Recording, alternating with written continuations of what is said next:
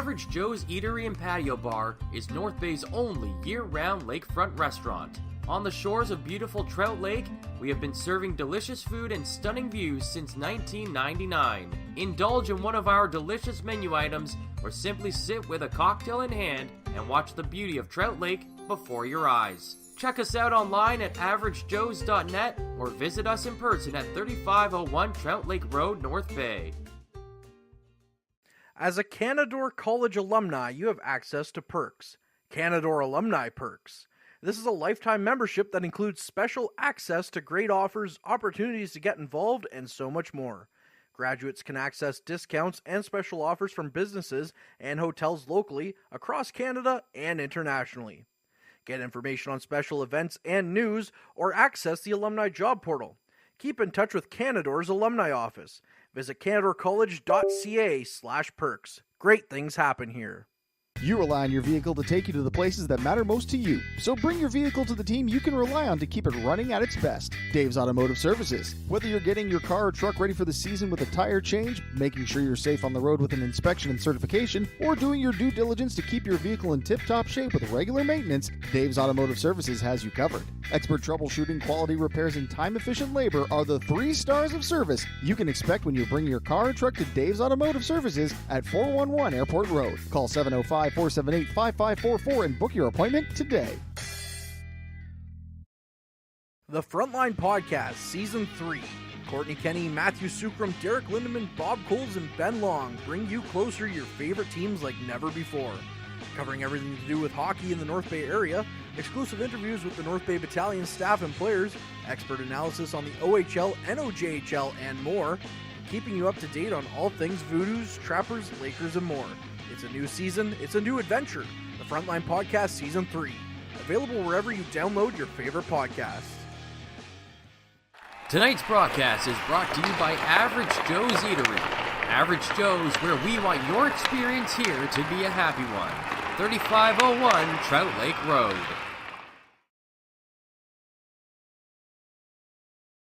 And a good third Tuesday evening, fans, and I welcome you into the friendly confines of Memorial Gardens for this 7th and deciding game of the Eastern Conference semifinals between the Barrie Colts and the North Bay Battalion. I'm your host, Derek Lindemann, and today's pregame show is proudly sponsored by... The pregame show is brought to you by La Herda Imports, family owned and operated since 1995. Visit LaHerdaImports.com for more details.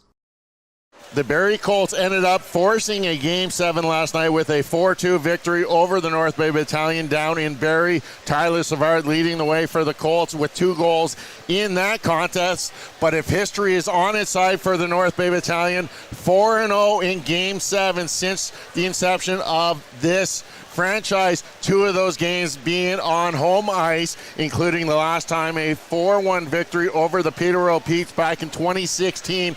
But probably the most memorable of those Game 7s came back in the first year, 2014, where they were trailing the Niagara Ice Dogs 3-1 in the series, come back, force Game 7 here on home ice, trailing 1-0 going into the third, and Nick Paul with the eventual game winner breaking a 1-1 tie and sending the troops on to the conference semifinals. Probably the most memorable game, and we're going to see some of those highlights now. Battalion, Ice Dogs, Game 7, first period. Jordan Maletta across to Eric Ming. Late first, Ice Dogs break the ice and silence the Memorial Gardens sellout crowd. Second period we go. Kyle Wood with a nice play here. Catches the puck. Springs Barclay Goodrow, the breakaway magician, but he is stopped by Brent Moran. It is still 1-0 Ice Dogs. Second period. Bad giveaway at the blue line. Great chance. Fitzmaurice to Hayden McCool. Great glove save by Jake Smith. Maybe the biggest save of the season for Smith and the Battalion. We go third period. Pass across to Fitzmaurice. He misses. Zach Bertina goes in, makes a couple of great moves, dangles, just about scores there, and then Alex Hendrickson picks up the rebound, and the building goes crazy. It is 1-1 6 minutes in. Just over 3 minutes later, mid-third period. Barclay Goodrow intercepts the puck.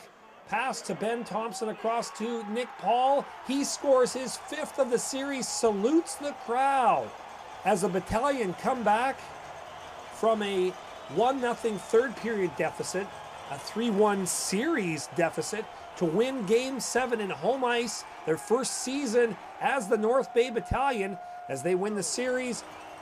That was the voice of Bay Today's own Chris Dawson, and we want to thank him for allowing us to show that video. And the troops hoping more of that magic here tonight on home ice for this 7th game. Pregame show, I'm joined tonight by Harrison Clements. Last night we were in Barrie for that exciting 4-2, not so exciting, but 4-2 victory for the Barrie Colts. What did you take away from that game, and how do the troops have to improve to win here on home ice? Well, some positives to start off last night was that the troops were able to go 2 for 3 on their power play, which they had been struggling on so far throughout the postseason and admittedly throughout a lot of the regular season. So that's something to keep an eye on, as we'll have to track what the goals and the power plays look like as we go on into this tight Game 7. But another thing that the troops really need to focus on is their front of net presence. Not in the opposing zone, but in their own, as 2 tight goals were scored from almost the exact same position against them, and those ended up being the difference makers in that game. They were the difference makers, and it was Tyler Savard that was the recipient of both of those chances as he capitalized on the opportunities for the Barrie Colts. It's been an exciting series, 3 games needing overtime. Another one last night decided basically by 1 goal. We're not going to include the empty netter, but a really tight checking game. Really 2 evenly matched components here doing battle in this heavyweight matchup, and it's going to be more of the same tonight. And let's get right to it, and let's get to our players to watch that are brought to you by Mike, the financial advisor.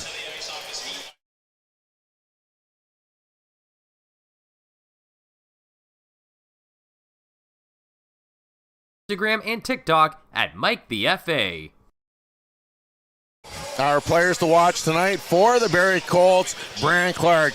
He's been up in the NHL, got 9 games for the LA Kings, played in the World Juniors, back here to help the Barrie Colts in a playoff run. He's got 6 points in this series so far. He can take over a game. Josh Bloom for the North Bay Battalion.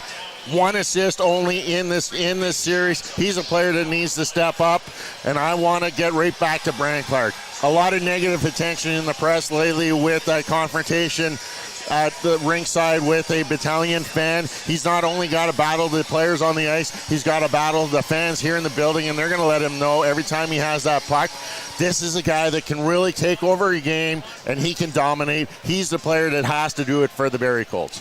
Absolutely. And Brant Clark has that X factor, as in the first series he was in, he had 17 points, and he missed a couple of games on top of that and still managed to rack up 17. And he's a player that has that intensity and has the power to take the game into his hands and absolutely turn it around. And we've seen that also from Josh Bloom in the regular season. But as the postseason came around, it hasn't really showed itself. So we need to see that speed that he's capable of, see that playmaking ability, and see some goals in the net tonight if the troops want to have a chance. Yeah, Josh Bloom last night I thought was one of probably the better Battalion. He was flying out there, unfortunately not being able to capitalize on any of his chances. I want to keep seeing him do what he does best, use his speed and go to that net hard and maybe hopefully capitalize on a dirty, greasy goal. That would be ideal tonight. Goaltending matchup tonight. We're seeing the same 2 goaltenders that have been here all series, carried these teams through the playoffs. Anson Thornton for the Barrie Colts, Dob Divinchentis for the North Bay Battalion. Let's start Anson Thornton. He seems to be the difference maker, making numerous saves game in and game out. He's been the difference for the Barrie Colts. They were a team last year looking for goaltending to get over the hump, and by acquiring Thornton from the Sarnia Sting, he's bringing that solidity to that goaltending position. Thornton has been playing lights out this series. There's no other way to put it. He's been making at least 5 saves a game that have just completely robbed Battalion players. He's been out of position, but managed to dive, dip, dangle around people in front of his own net just to find the puck. He's a hound for those things, and he has been stupendous And Dom has been continuing to do Dom things, being the #1 ranked goalie throughout the regular season and holding a .912 save percentage in this postseason. So let's see more of that out of him tonight. We got to keep focused on the fact that the Troops have to help their goalie out. As good as he is, they need help in front of the net. And it's going to be a matter of goaltending and who can make the most space on the ice tonight. Yeah, Dom DiVincentis, he came up through the organization, drafted the same year as Ty Nelson back in 18-19. Missed that year with COVID. He worked his way up through the ranks, served last year as primarily the backup behind Joe Verbetic. Got an opportunity in the playoffs. Those 4 games against the Hamilton Bulldogs, even though they lost 4 straight, were very pivotal in that career for Dom DiVincentis, enough to get recognized by the Winnipeg Jets and earning a draft pick. And he's been solid this year, showing even more to the Winnipeg Jets that he's going to be the goaltender of the future there for Winnipeg. And he's got to be the difference maker for the North Bay Battalion. To me, the Battalion don't have that one player that just stands out like Brant Clark does for the Barrie Colts. Battalion kind of do it up and down the lineup, and they just play a very steady game. If you compare anyone, Ty Nelson can be he's probably a couple years behind development-wise of Brant Clark. Absolutely. But while the Troops don't have that one individual who is at that caliber of Brant Clark, their depth compared to the Colts is spectacular. They have 4 point-a-game plus players already, and behind that, they have 3 that are close by. And on the other side, the Colts have 3 players that have 5 points in Jacob Fraskin, Tyler Savard, who was a huge difference maker last night, and Bo Jelsma, who has showed excellent playmaking ability and great speed when he's on the attack. So it's really going to be whose depth goes further tonight and who has that X factor. Yeah, and just talking about the depth, where it's going to come in vital tonight is the quick turnaround between Game 6 and 7. Game 6 last night down in Barrie, as the North Bay Battalion were quick to get out of the dressing room to get back in here to get a good night's sleep before preparing for Game 7, whereas the Barrie Colts got to sleep in their own beds before making the trip up today, having more of a regular routine. To me, I don't know which way I prefer better, but it's all about that adrenaline and who wants it more tonight in Game 7. Absolutely, and the adrenaline's going to be huge tonight as we have another sold-out arena here at Memorial Gardens in North Bay. And, the crowd was a huge factor in the previous games. They've really been getting loud, really been showing their appreciation for the Troops, and we're going to hear the 7th man in spades tonight. Both teams dressing the identical lineup that we've seen for the past 3 games. Tanias Mathern still in there as the Battalion again. He liked to go with the 11 forward, 7D, so they'll be able to get an extra forward out there in that rotation. That's key when you're looking at maybe the difference of 3 or 4 minutes for one of your top end players, and maybe get a little bit of a mismatch on a line change. And Ryan Houlihan gets final change here for Game 7. That's going to be very important so that he can make sure he gets those matchups he wants. Absolutely. And Tanias has looked really good since he's come back to the lineup. He's been able to clamp down on opposing players' sticks. He's made it very difficult for opposition to move. And, when we've been talking about the main weakness of the Battalion being their defensive end, having that 7th D-man is going to really help them out. And as you said, Derek, letting those offensive players shine and getting them extra time on the ice, that's probably going to be a huge factor here. One of the key areas on the ice tonight, I think, that needs to be won by the North Bay Battalion is the neutral zone. Eliminate turnovers and capitalize on turnovers of the Barrie Colts. If you can get speed through that neutral zone, enter the zone, I think you can take advantage of some of the D on the Barrie Colts. I don't think they have the speed backwards that the North Bay Battalion D do, and I think the wingers can take advantage of that. Absolutely, and that's something that we saw the Colts take advantage of in last night's game, is they were able to take control of the neutral zone and keep plays headed back towards the Battalion end. and it's going to be a lot different with Ulan getting that last matchup. He really likes to do his juggling and matching up against who he has out there on the ice, especially Blank Clark. He's a player, like I said, we've talked numerous times about how you got to focus on him and not allow the other players, but that focus allowed Tyler Savard to get open for a couple goals. Savard not only gets under the skin of the Battalion players, he also knows how to put the puck in the net. Absolutely. He's very, very good at finding himself in those open positions, because the troops in the past few games have really been focused on, taking out the puck and winning those board battles, but that's opened up opportunities for other opposing players to find space and to find goals off of that. As you can hear from the ambient mic, the boos as the Barrie Colts take the ice. We're just moments away, seconds away from the troops getting on the ice. As they come out now, it's going to get loud in here. 4,200 people packed into this barn. Electric atmosphere. Harrison, what a night it's going to be here in North Bay. I'm looking forward to it, Derek. This is going to be one heck of a Game 7, and we'll be with you right very, very soon. Exactly. I can't wait to get between the benches and feel the atmosphere down at ice level.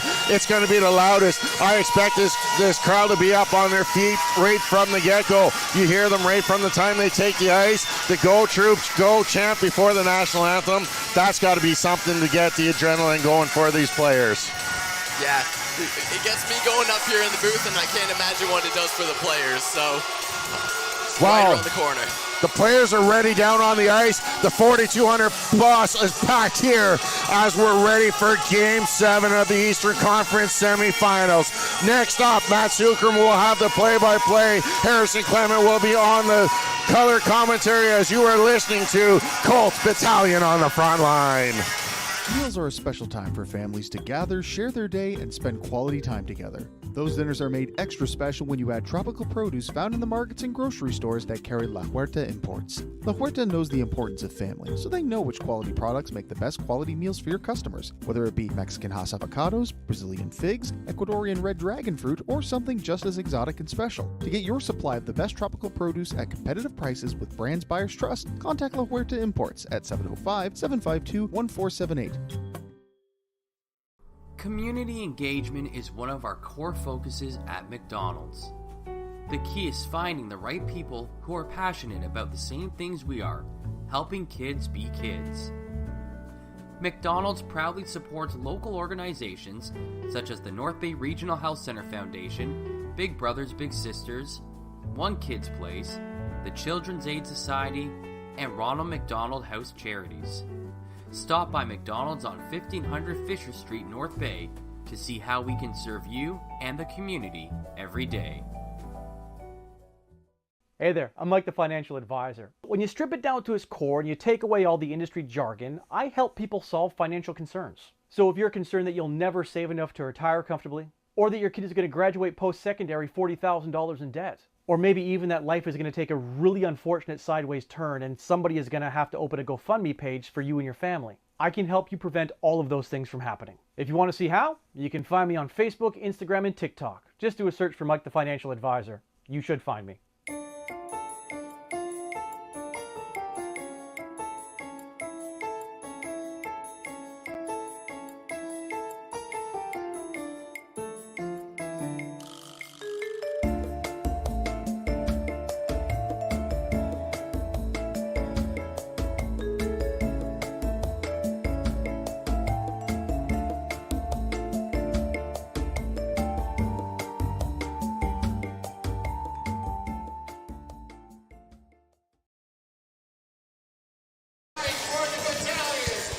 Hello, welcome to Memorial Gardens. I'm Matthew Sukram alongside Harrison Clements. It's Game 7 of the OHL Eastern Conference semifinals between the North Bay Battalion and the Barrie Colts. Harrison, a lot of people predicted that it could come down to a Game 7, and here we are.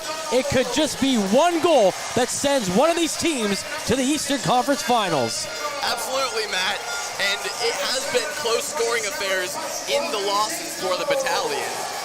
So when we're looking at a matchup like tonight, where both teams are going to be on their A game, where both goalies who have been playing outstandingly, including Anson Thornton, who's been punching super hard in this series. He's been looking fantastic. Dom doing Dom things, being lights out most nights. So it's going to be a game of inches, as it always is in the playoffs. There was an OHL poll, or a poll on OHL.com going into this.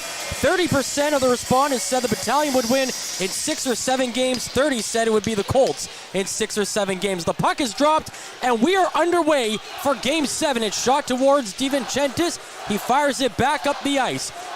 It's kept in at the blue line, and now Christopoulos finds it in his own zone. The North Bay Battalion veteran D-man sends it around to the near side boards. Cardwell has it. He shoots it at DiVincentis, and it bounces off his pad and goes wide. Now another shot comes in. That one bounces off him. It comes back to the near side of the net. Backhanded chance, and that's denied by DiVincentis. Comes up to the line. Clark has it, firing it in just wide of the net. Behind the net, Cardwell picks it back up for Barrie. He skates to the blue line, leaves it there for Hache. Shot comes in, deflected, right on net. The chance, backhanded shot is wide.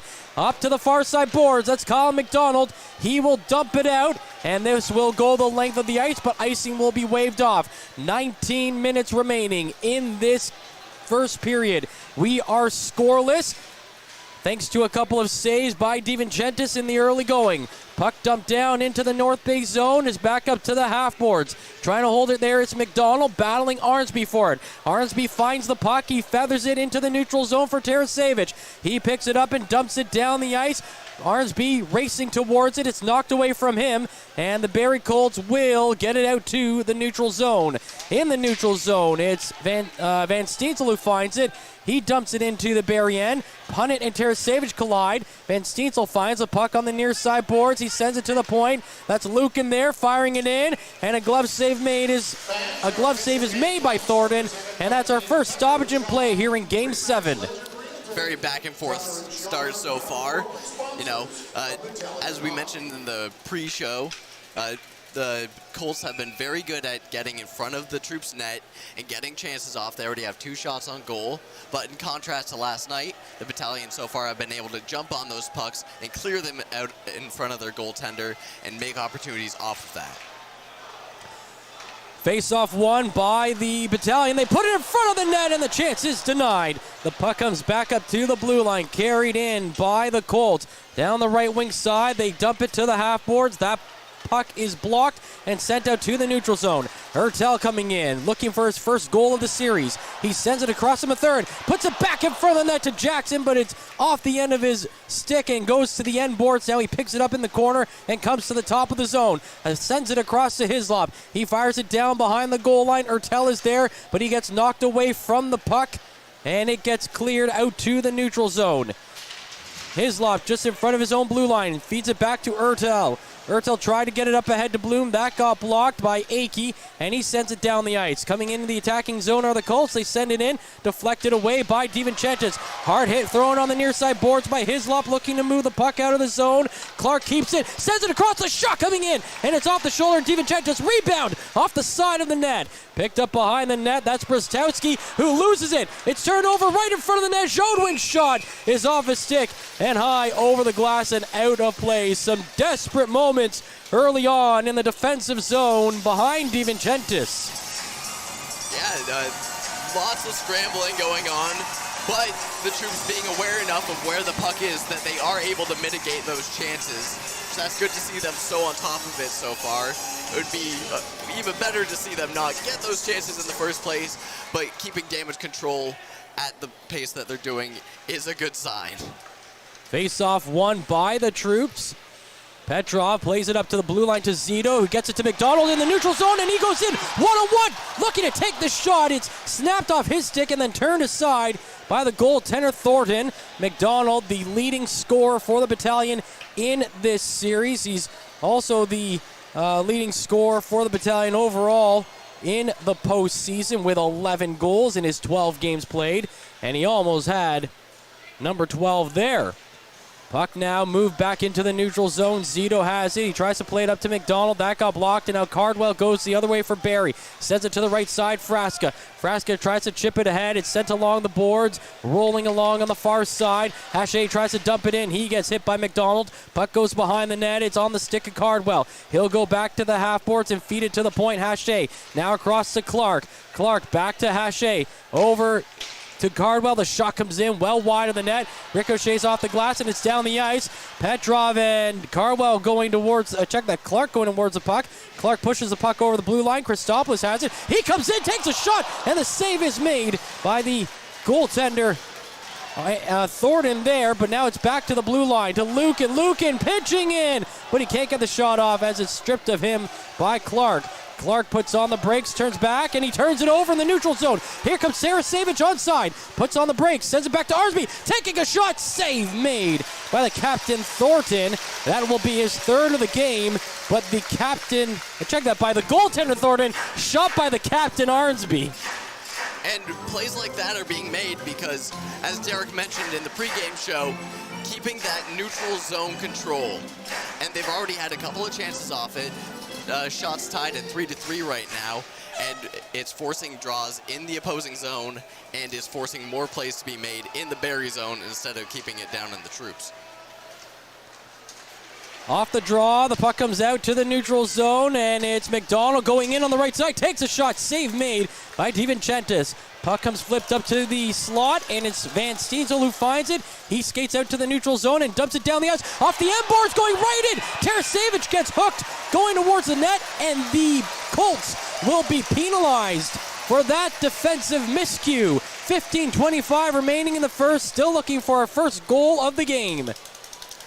And the Battalion going 2 for 3 on their power plays last night, and their first goal coming early on a power play in Barrie. So we'll see if they can keep that momentum of the man advantage, because so far it's been looking solid. When they do get into setups, they're able to get a lot more chances off than they did earlier in the postseason. They're 12 for 45 overall in the postseason on the power play, and 7 for 21 in this series against the Barrie Colts. As you mentioned, 2 of those 7 coming in last night's game. Petrov off the draw, sends it down low. They try to feed it back to Jackson. It's knocked away from his stick. Now Petrov at the line, sends it down low again. It's McDonald, but it's poked off his stick by Clark, and Clark picks it up and sends it down the ice.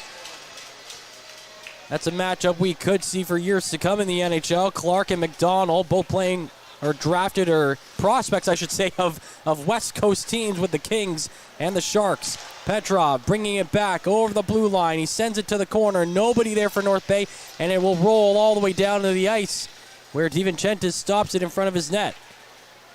The Barrie Colts penalty kill clicking at 72.3% in the postseason. The shot comes in wide of the net. It goes to the near side board. Zito gets hit. Goes back into the corner, and that allows the Colts to dump it back down the ice again in this postseason. They are 14 for 21. Check that, in this playoff series, they're 14 for 21 on the penalty kill. Zito brings it forward to the neutral zone with 50 seconds remaining on this North Bay power play. Still scoreless here as it's dumped down. Zito picks it up on the half boards, goes into the corner. Still holding the puck in that corner is Zito. He's got 2 guys there trying to support him in Jackson. He gives it to Jackson. Jackson now turns it back to the corner. Zito passes it up high to Petrov. Petrov holding on to it. He'll switch spots with Nelson at the blue line. Now he feeds Jackson, walking in. Takes a shot, blocked. Now goes to the stick of McDonald, and his backhand is denied. Behind the net, still trying to control it. He gets it back up to the circle to Jackson. Jackson's pass is picked off, and it's sent down the ice. 10 seconds to go on the power play. Here comes Nelson down the ice. Nelson over the blue line to the right side. Stops and he dumps it down. It moves along the boards and it's Hislop there. He tries to feed it in down low. Picked off there by Grisolia. He tries to clear. He can't. Ertl keeps it. Ertl plays it into the corner, but now the Colts take over there, and they will get it up to the blue line, but they don't clear. Here comes Ertl again, down the right side. He stops, turns back, feeds it to the line. Mathurin shot coming in, and that one is blocked. Picked up by Chisholm. and he gets it out to the neutral zone and dumping it into the North Bay end. 13 minutes to go, still looking for our first goal in the first period. North Bay have it in their own end. Mathurin turns it over. Chisholm gets it, centers it. It is on the stick of Chaudwin. He'll carry it behind the net, sets it up to the circle, walking in, out of the slot, shot! Big time save made by DiVincentis, although he was looking the other way. Now Grisolia tries to center it and is picked up by Ertel. Ertel now flips it into the neutral zone. It's off the glass, and Punnett is battling Bloom for it. Punnett sends it back behind his own blue line with 12:30 to go in the first period. Now they play it forward. Hislop and Cardwell at the line. They battle. It comes over the blue line. Hard shove along the boards, and it's picked up by Arnsby. Captain of the battalion fires it to the neutral zone. Stick check made there by Van Steensel, and he'll follow the puck into the zone, but it's Hache who gets there for the Barrie Colts. 12:10 to go in this scoreless first period, and Hache will hold the puck behind his own net. Hache now moves it forward to Cardwell, coming down the left wing side. Cardwell with speed going in, shoots it wide glove side. Ricochets off the glass, and once again is being sent down the ice. 11:50 to play in our scoreless first period so far. The puck gets flipped up, it touches the screen at center ice, and that will be a stoppage in play. And very high energy coming out of that power play. And the troops, once they were able to get into the setup, though it was minimal, the opportunities immediately came out of it. So I'd like to see more of that. And they've been getting back. Their back check's gotten a lot better as this period has gone on. So I'm very happy to see that they've been tightening up on things that they did struggle with last night. And Barrie is also, when they're coming in on the rush, shooting it well wide of the target and then just chasing the puck all the way back down the other way, not doing themselves any favors on those kinds of plays. It's been very in and out. Off the draw, North Bay feed it to the net. Now it gets pushed back out to the far side boards. That's Zito, plays it down the line. Shot comes in, blocked in the slot. And the Colts get it out to the neutral zone. Safard, who had 2 goals in yesterday's game, sends it across the zone. It's off the shoulder of Akey, and it goes over the glass and out of play. 11:32 to go in the first. No score. And I'd like to highlight Pasquale Zito here. He's been involved in so much of the playmaking in this playoffs. One against the own team, but we can ignore that because they managed to come away with a great win there. But he's been leading the charge in defensive opportunities, in offensive opportunities. You look left, you look right, he's there. It's been fantastic to see out at number 27. Yeah, Zito was certainly involved in a lot going on in Game 5 here on home ice, including scoring a goal, but here come the battalion into the neutral zone. Turn it over the line. Now they get it right back, and there he is, Zito, pushing the puck into the corner. Picking it up now, going into the near side corner. He gets hit there. The puck goes around to the far side. Picked up by Jackson. He sends it through the slot. And then it goes wide of the net, but it's picked up by Nelson firing it in. And that one is blocked. Out to the neutral zone. They turn it over again. McDonald has it, but now he gives it right back. And it's Bowden coming in. He plays it to the half boards to McDonald. McDonald feeds it to line. Big slap shot coming in. And the save is made with Jelsma in front of the North Bay net. Out to the neutral zone, and it's Clark who will hold it behind his own blue line. Now he sends it down the right side boards to Matthews. He will dump it in. Played behind the net. Weigel going into the corner. Gets knocked away from the puck by Winslow. And the puck comes to the line. Now shot back to the slot. Christopoulos finds it. He will send it down the ice, and that will be icing called against the North Bay Battalion with 10:21 to play in the first period. We are scoreless. Shots 4-6 in favor of the Colts, but I will say that it seems like a lot of the shots on goal so far have seemed to be much higher percentage chances from the battalion, while for the most part the Colts have been held to the blue line or really uptight in front of the net where they haven't had a lot of movement. Face-off won by Barrie, but immediately cleared by North Bay. It's on the stick of Bloom. Racing in down the right side. Bloom hauled down, going towards the net, and there won't be a call coming up against Barrie on that play. Puck at the blue line. Ertel can't hold it there. Jackson now feeds it back to Hislop behind the North Bay blue line. Now it's back up to the stick of Jackson. He finds Ertel in the neutral zone, and he dumps it down into the Barrie end. It's off the boards. Akey has it. He'll send it down the right side for Jodwin. Jodwin going in over the blue line. Goes to the slot. Takes a shot. Kick save made by DiVincentis, and then the second block is sending the puck into the corner. North Bay finds it there. They feed it up to the blue line. Hertel looking for the long stretch pass, trying to get it to the stick of Romani, but he can't get there before it's broken up by Kavanaugh, who will feed it behind the net for Punnett. 9:20 to play as Punnett holds it behind the net. We'll be going down to Derek after the next break. It is scoreless here in the first as the Colts look to move it out. And now they finally do. They get it up to the stick of Jodwin. He dumps it down into the North Bay end.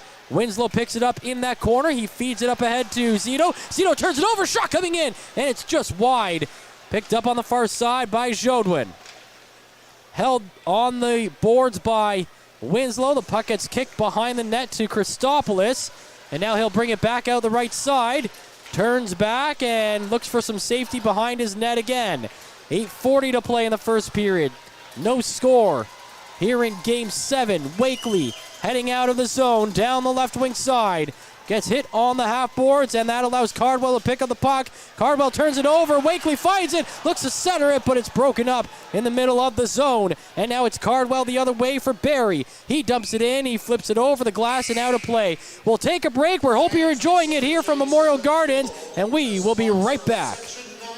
This period is brought to you by Canada Alumni Perks. Get information on special events and news or access the Alumni Job Portal.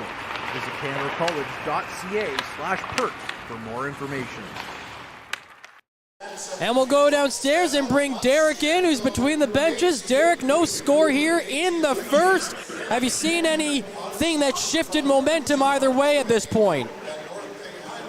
Not really a shift in momentum. It's the nerves. You can see how these teenagers came out very nervous and lackluster to get into this game. That power play early on by the North Bay Battalion allowed them to get a little bit more comfortable faster.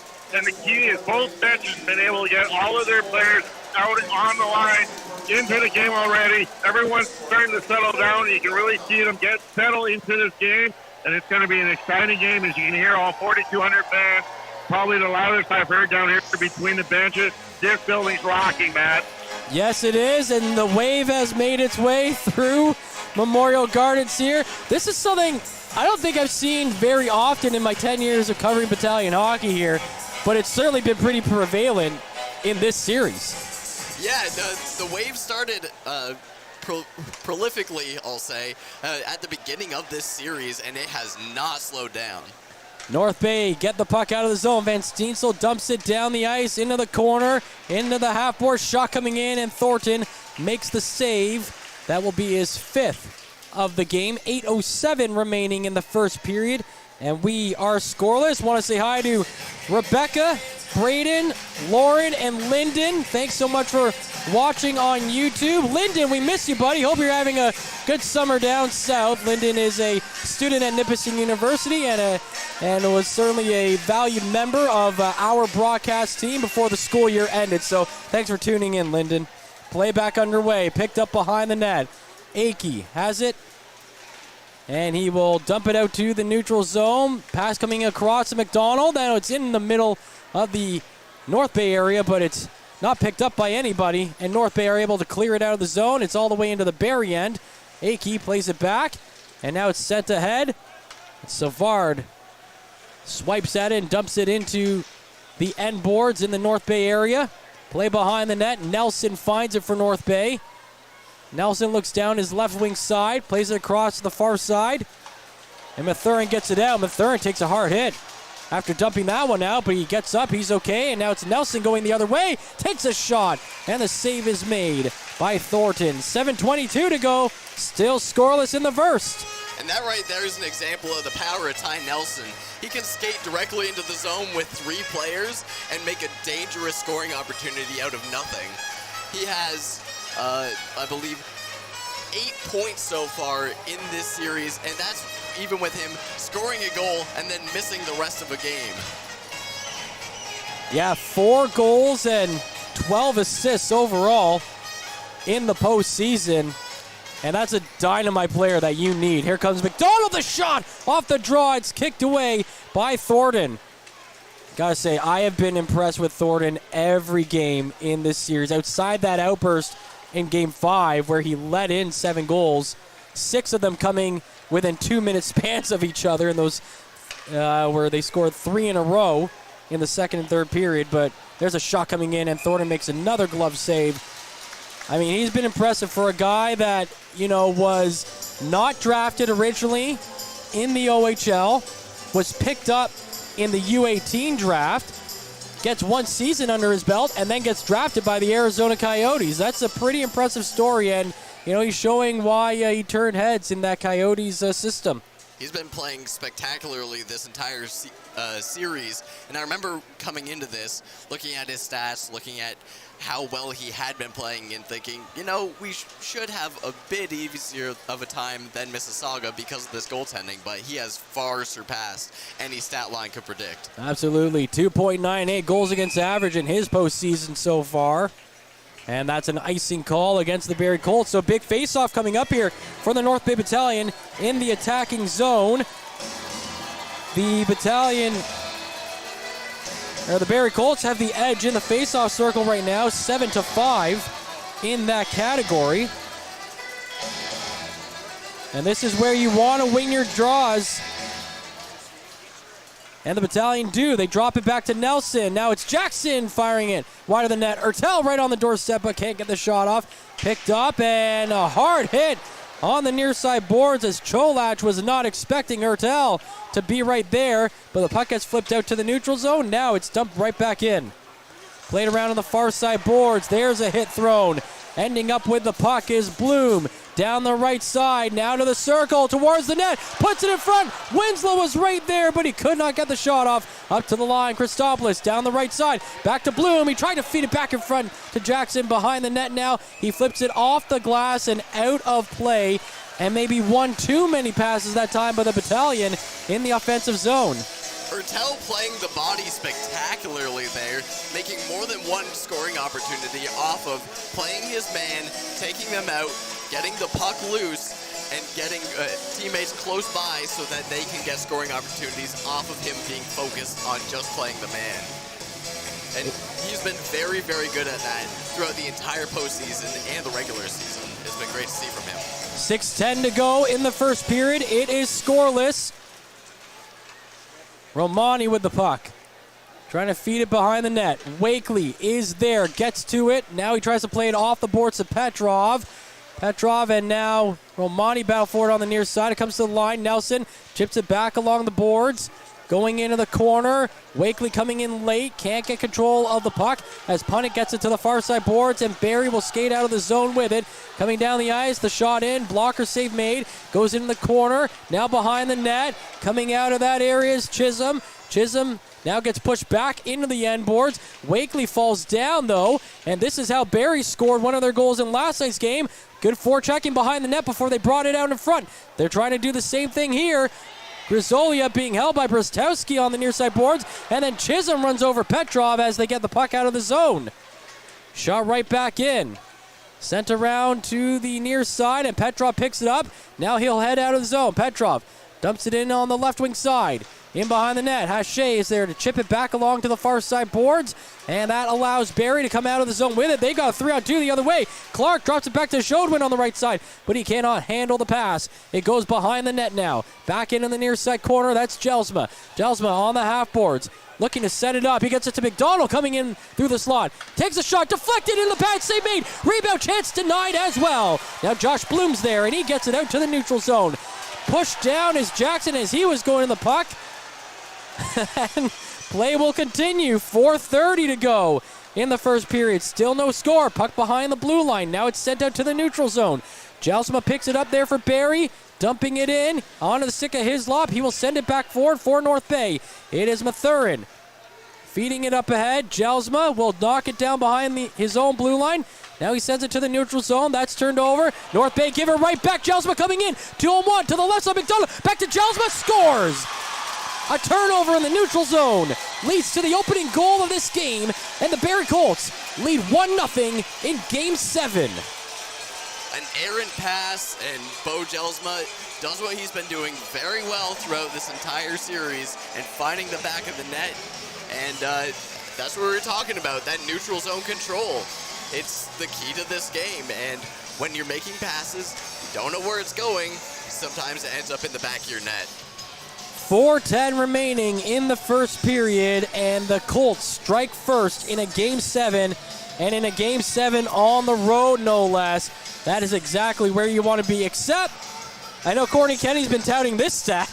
The team that scores second this series has won every game, and that has held true through the first 6 games of the series. Well, let's hoping it holds true in game number 7 here, because everyone's nerves in this building are racked right now, and if the Troops manage to put up another one, oh boy, it's going to explode. Luke in behind his own net, sends it around to the far side.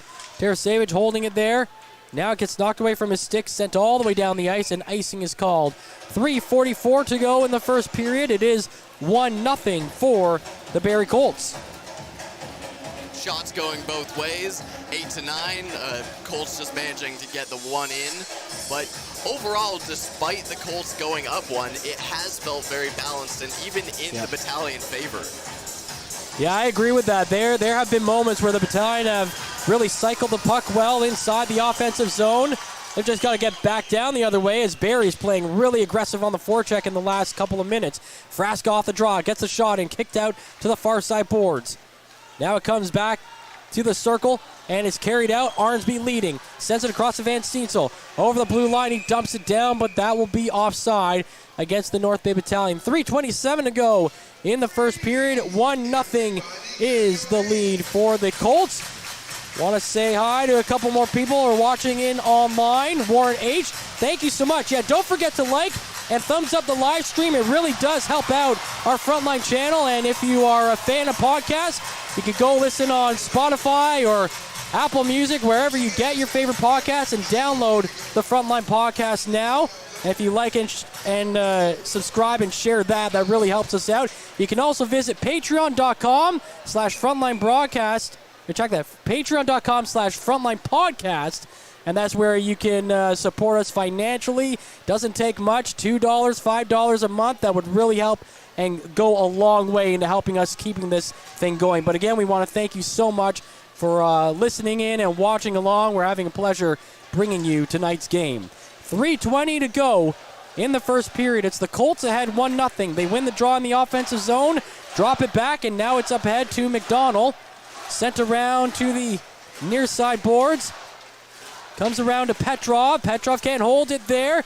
Clark had it, but then Clark got it taken away off of his stick. And now it's up on the stick of Christopoulos, and he sends it out to the neutral zone. Now McDonald for the Battalion, trying to move it forward. That one gets knocked away back to the North Bay blue line. Christopoulos down to the left side to Winslow. Winslow dumps it in. Played around to the far side. The Colts trying to get it out. Now it's in the corner as Hache got pressured. He does get the puck away from that area and gets it out to the neutral zone as Clark in over the blue line. And the Colts go offside. 2:38 to go. 1-0 North Bay. I check the 1-0 Barrie. Wishful thinking on my part. It's hard not to get in your head when you're in a tense game like this. Something I want to point out that Barrie's done very well, especially over the past 3 games, has been the crispness of their passing. They've been able to make plays super effectively and not lose any time because their passes have been almost picture perfect a lot of the time. And I'd like to see North Bay get back to a little bit of that. We saw that in Game 5, and that proved to be excellent for their playmaking. But Barrie's been able to execute on that super well, and, the Troops could really use it. Into the neutral zone. The shot comes down from the blue line into the corner. Sent up to the line. Kavanaugh keeps it in across the punnet. Looking in, taking the shot. DiVincentis makes a save. It goes to the corner. Picked up there by the Colts. They send it to the blue line. Punted there again. Dishes it off to the right side. Kavanaugh into the middle. And there's a trip made, but the Battalion are going to get away with it. They've got a 2-on-1. Wakely down the left side. Takes a shot off the mask of Thornton, and the rebound goes out wide. Huge opportunity there for North Bay, but they could not convert. And now the Barrie Colts dump the puck in with 1:45 to go in the period. 1-0 for the Colts. For the Battalion, and Wakely, oh so close to tying this game on that last play. Jackson up to the Barrie blue line. He dumps it down. Played behind the net, Thornton, around to the near side to Bloom. Bloom holds it at the line, feeds it in the corner to Jackson. Jackson coming out of that corner, skating back up high, feeds the puck to Winslow. Winslow looking to send it below the goal line to Ertl. Ertl gets hugged and then pushed from behind. A second time he's fallen down due to a push from the Barrie player. Ertl gets back up, and he's shoved again in the boards, still trying to get the puck, and that will finally draw a call as Ertl was manhandled for about the fourth time here. And with 1:08 to go, the North Bay Battalion are going on the power play. Wait. Ertl is going to the box. I have no words. He was getting absolutely bullied in the corner there. And even in open ice, away from possession of the puck, gets interfered with, or roughed up, or whatever you want to call it, and he's in the box as well. And this is, I'd be curious to hear what the call is on that one. 1-0 for the Barrie Colts with 1:08 to go in the first period.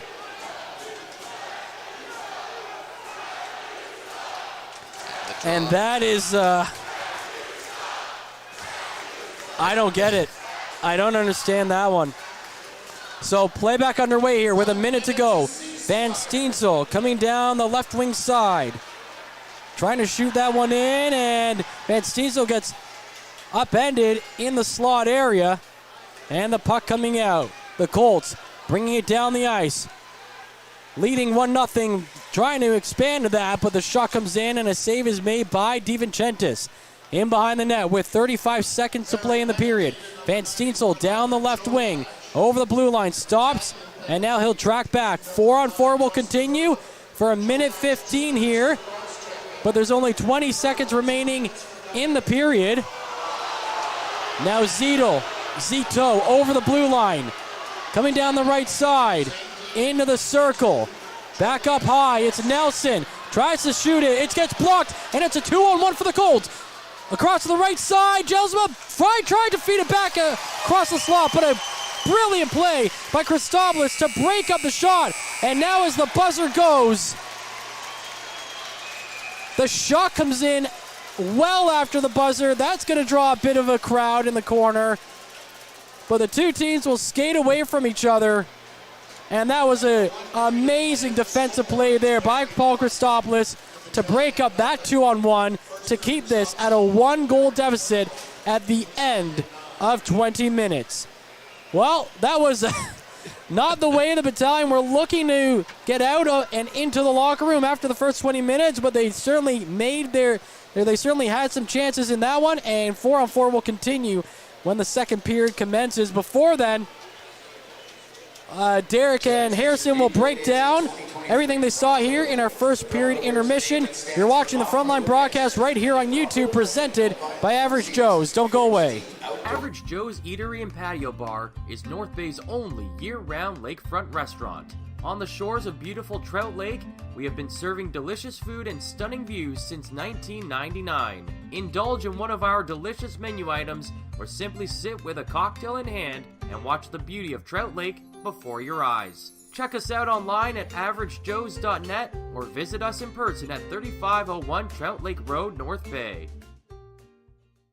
As a Canadore College alumni, you have access to perks.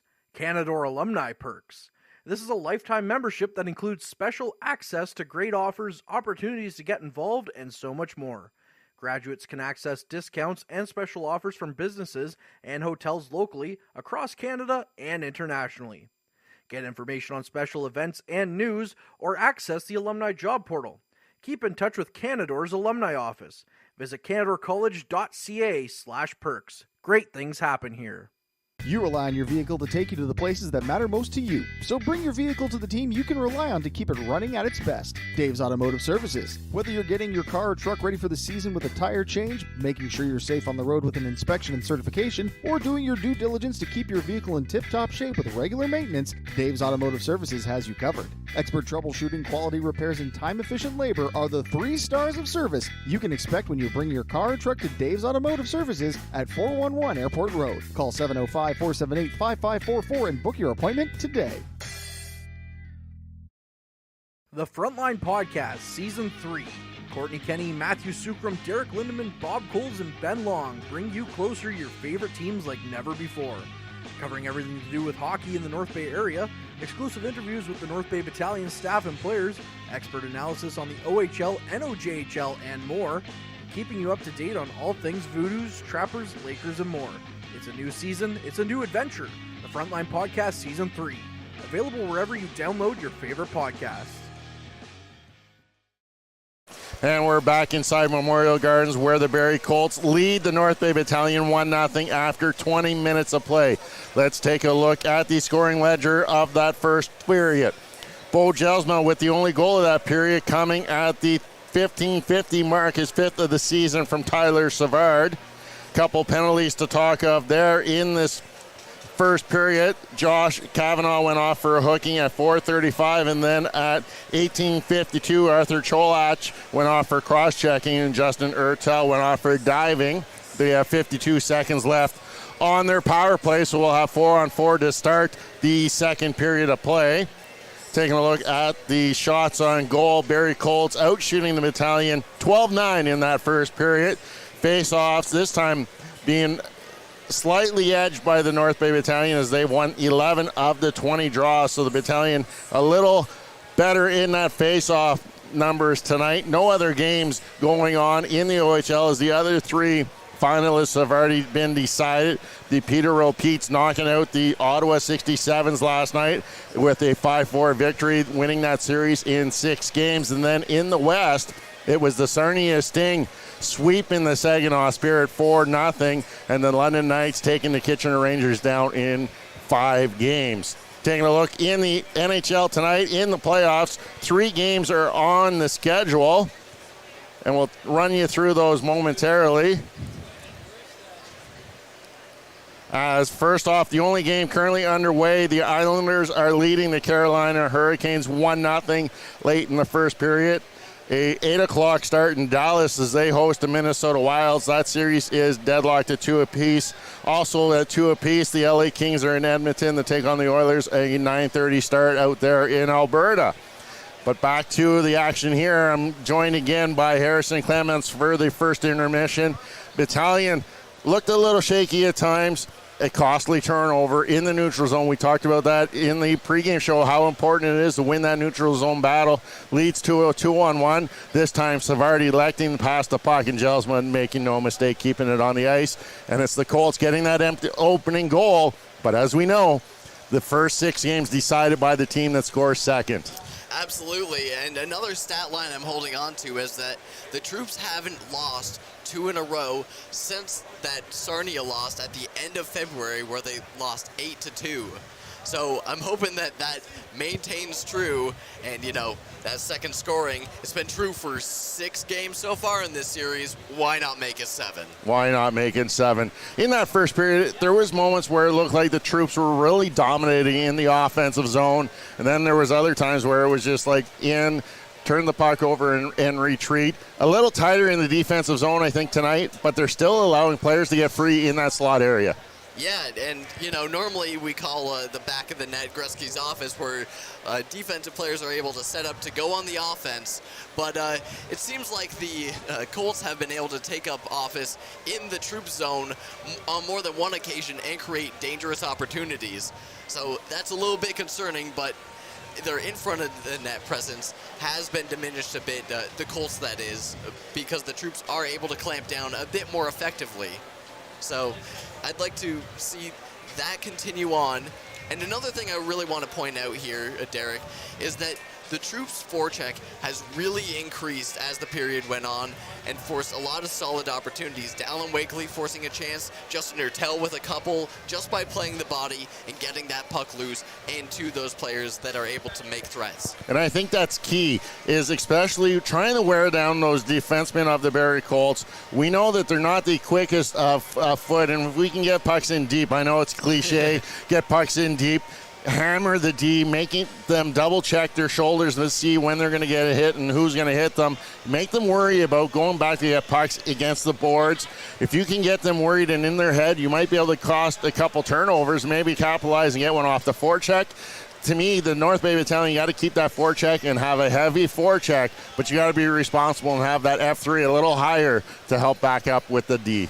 Absolutely, Derek. And it's one of those things we saw early in the series, is that it was extremely physical right out of the gate, and they were able to make opportunities off of laying the hurt onto the Colts players. They were able to make them scared of going into the corners. They'd been winning the corner battles and the board battles really significantly early on in the series, but as it's gone on, that physicality, while it's still there, hasn't been in the full force that it had been to start.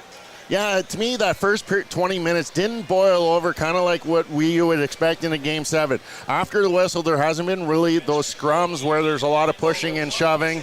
A late shot at the end of the period did cause a little bit of a confrontation where the battalion exited the ice. But other than that, there has not really been anything after whistles happening. It's been very clean. We've seen really one penalty called. That was early on, the battalion getting that chance. Didn't really get anything going on that power play. And then you see that diving call kind of coming out of nowhere as Justin Ertel getting worked over in the corner. Looked like there could have been numerous calls, and then eventually both of them go off, and it's Ertel getting the diving call. It's suspicious.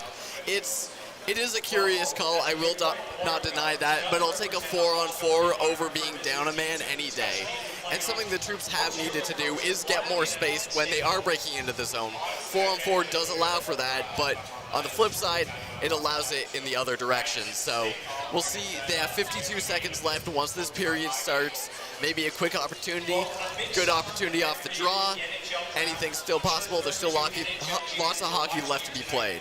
Yeah, 4-on-4, it's really hard to see who it really favors out there for one of these teams. Brant Clark, we talked about pregame show. He's been involved in a few of those rushes, leading those rushes from the defensive zone, creating a couple 3-on-2 miss opportunities. Dom DiVincentis has made the more tougher saves than what Thornton has had to do in the first. So far in this tilt, yeah, absolutely. Dom's had to show up. He had a spectacular pad save about 3/4 of the way through the period there that kept this a 1-goal game. And, Thornton, while he hasn't had to be flashy, he's been playing solid, centered, and tracking the puck very, very well. So both goaltenders showing up so far, and, when you're in a 2-on-1, what's a goaltender to do?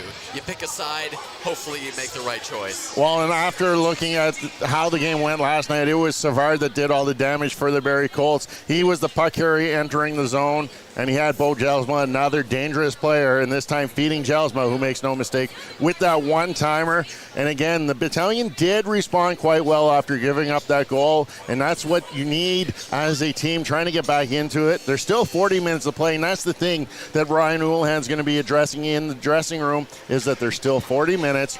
We're not out of it. It's only one goal. We've seen it happen before numerous times, even last night. They were down 2-1 going into the third, came back, got it tied up at 2s before eventually losing. Lots of time, lots of firepower in the battalion. Keep doing it and keep going to the net. I want to see them take away that sight line of Anson Thornton and not let him see pucks coming his way. Well, that's something I'd like to expand on, because the last game at home, we saw that in the second period, and we saw that in the third period, where good things come in threes, and there was a burst of 3 goals to put the Troops up 4-2 in the second, and to send it even further in the third with another group of 3 goals a minute apart from each other. So it's possible that they are able to come out ahead, and we've seen that X factor more on the Troops side than the Colts when it comes to those high scoring opportunities, especially in high pressure moments.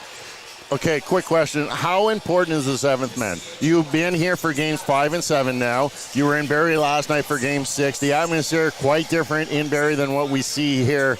To me, this seventh man here is so much more vital than what it is in Barrie, and totally the energy in this building is way, way higher than what we felt last night in Barrie. Absolutely.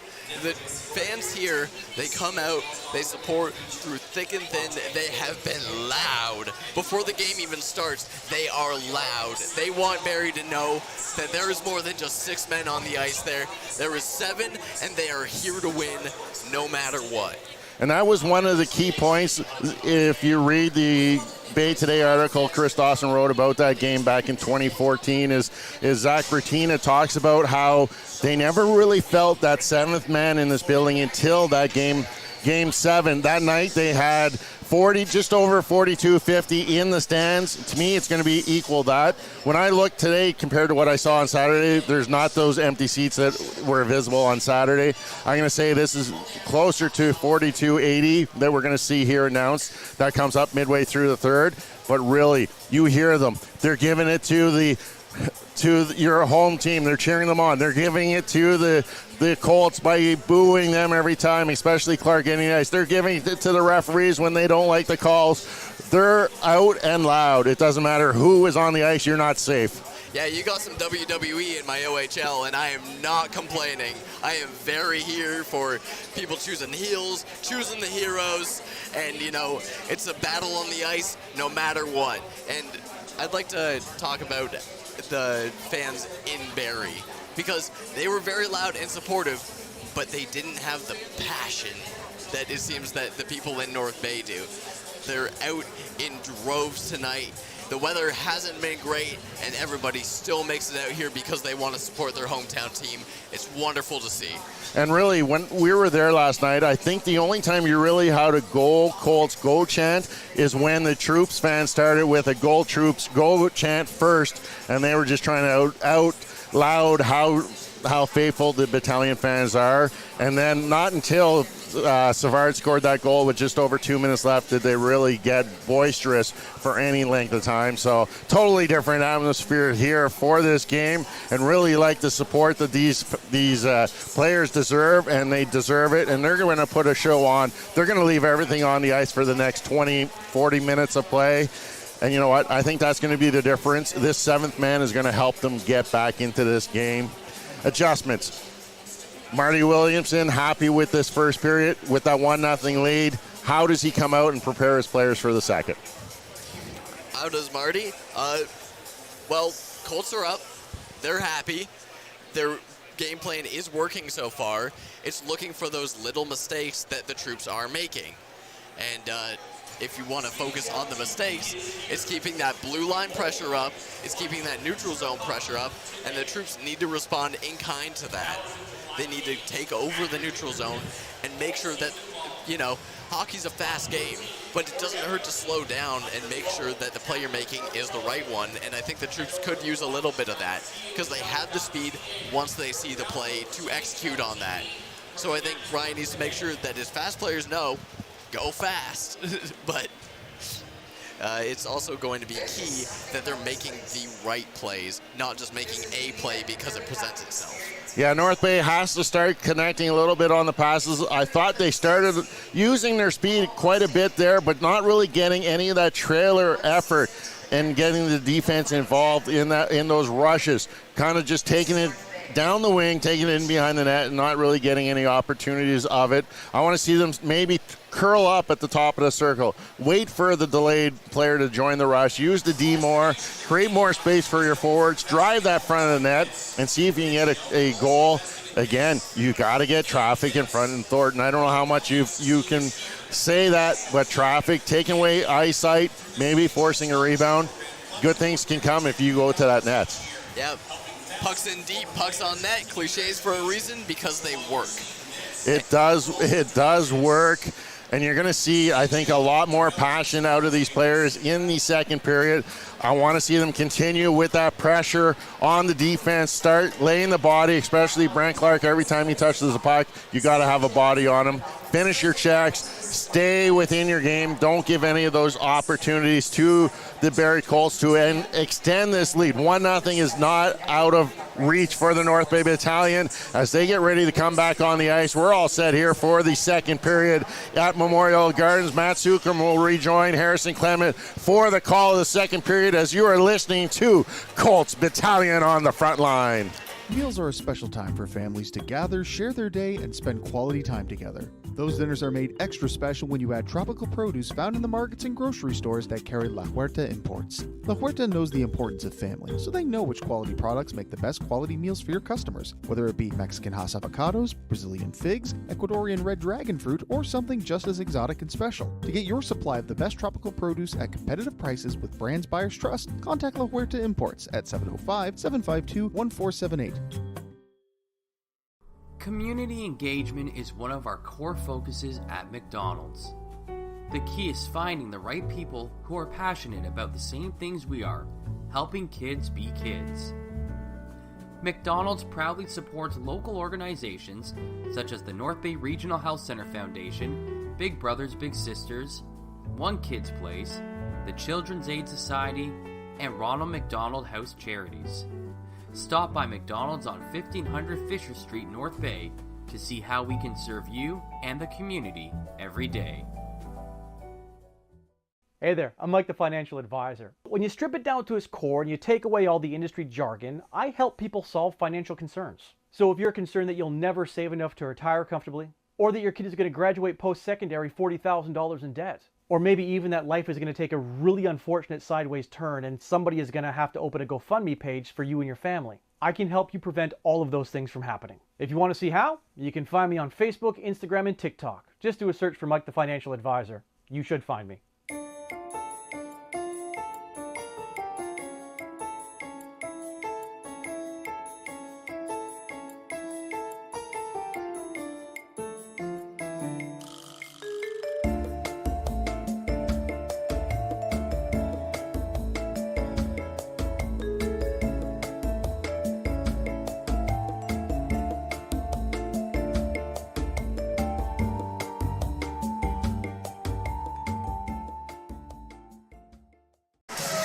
Welcome back. Matthew Sukram with you here alongside Harrison Clements. It's 1-0 for the Barrie Colts as we get set up for period number 2. It'll start 4-on-4, and we'll see if that benefits anybody to start this period. Yeah, as I was saying in the intermission there, the troops have needed space, and that's been something they've been struggling with. 4-on-4 allows that, and we'll see if those fast skaters can make opportunities with the remaining 45 seconds here in the coincidental minors. Puck is dropped, and we're underway as the Barrie Colts move the puck up to the blue line. Now Hache coming in, taking the shot, and it's saved by DiVincentis. The puck comes up to the blue line. It's Petrov, but he doesn't have a lane to get out of the zone with it.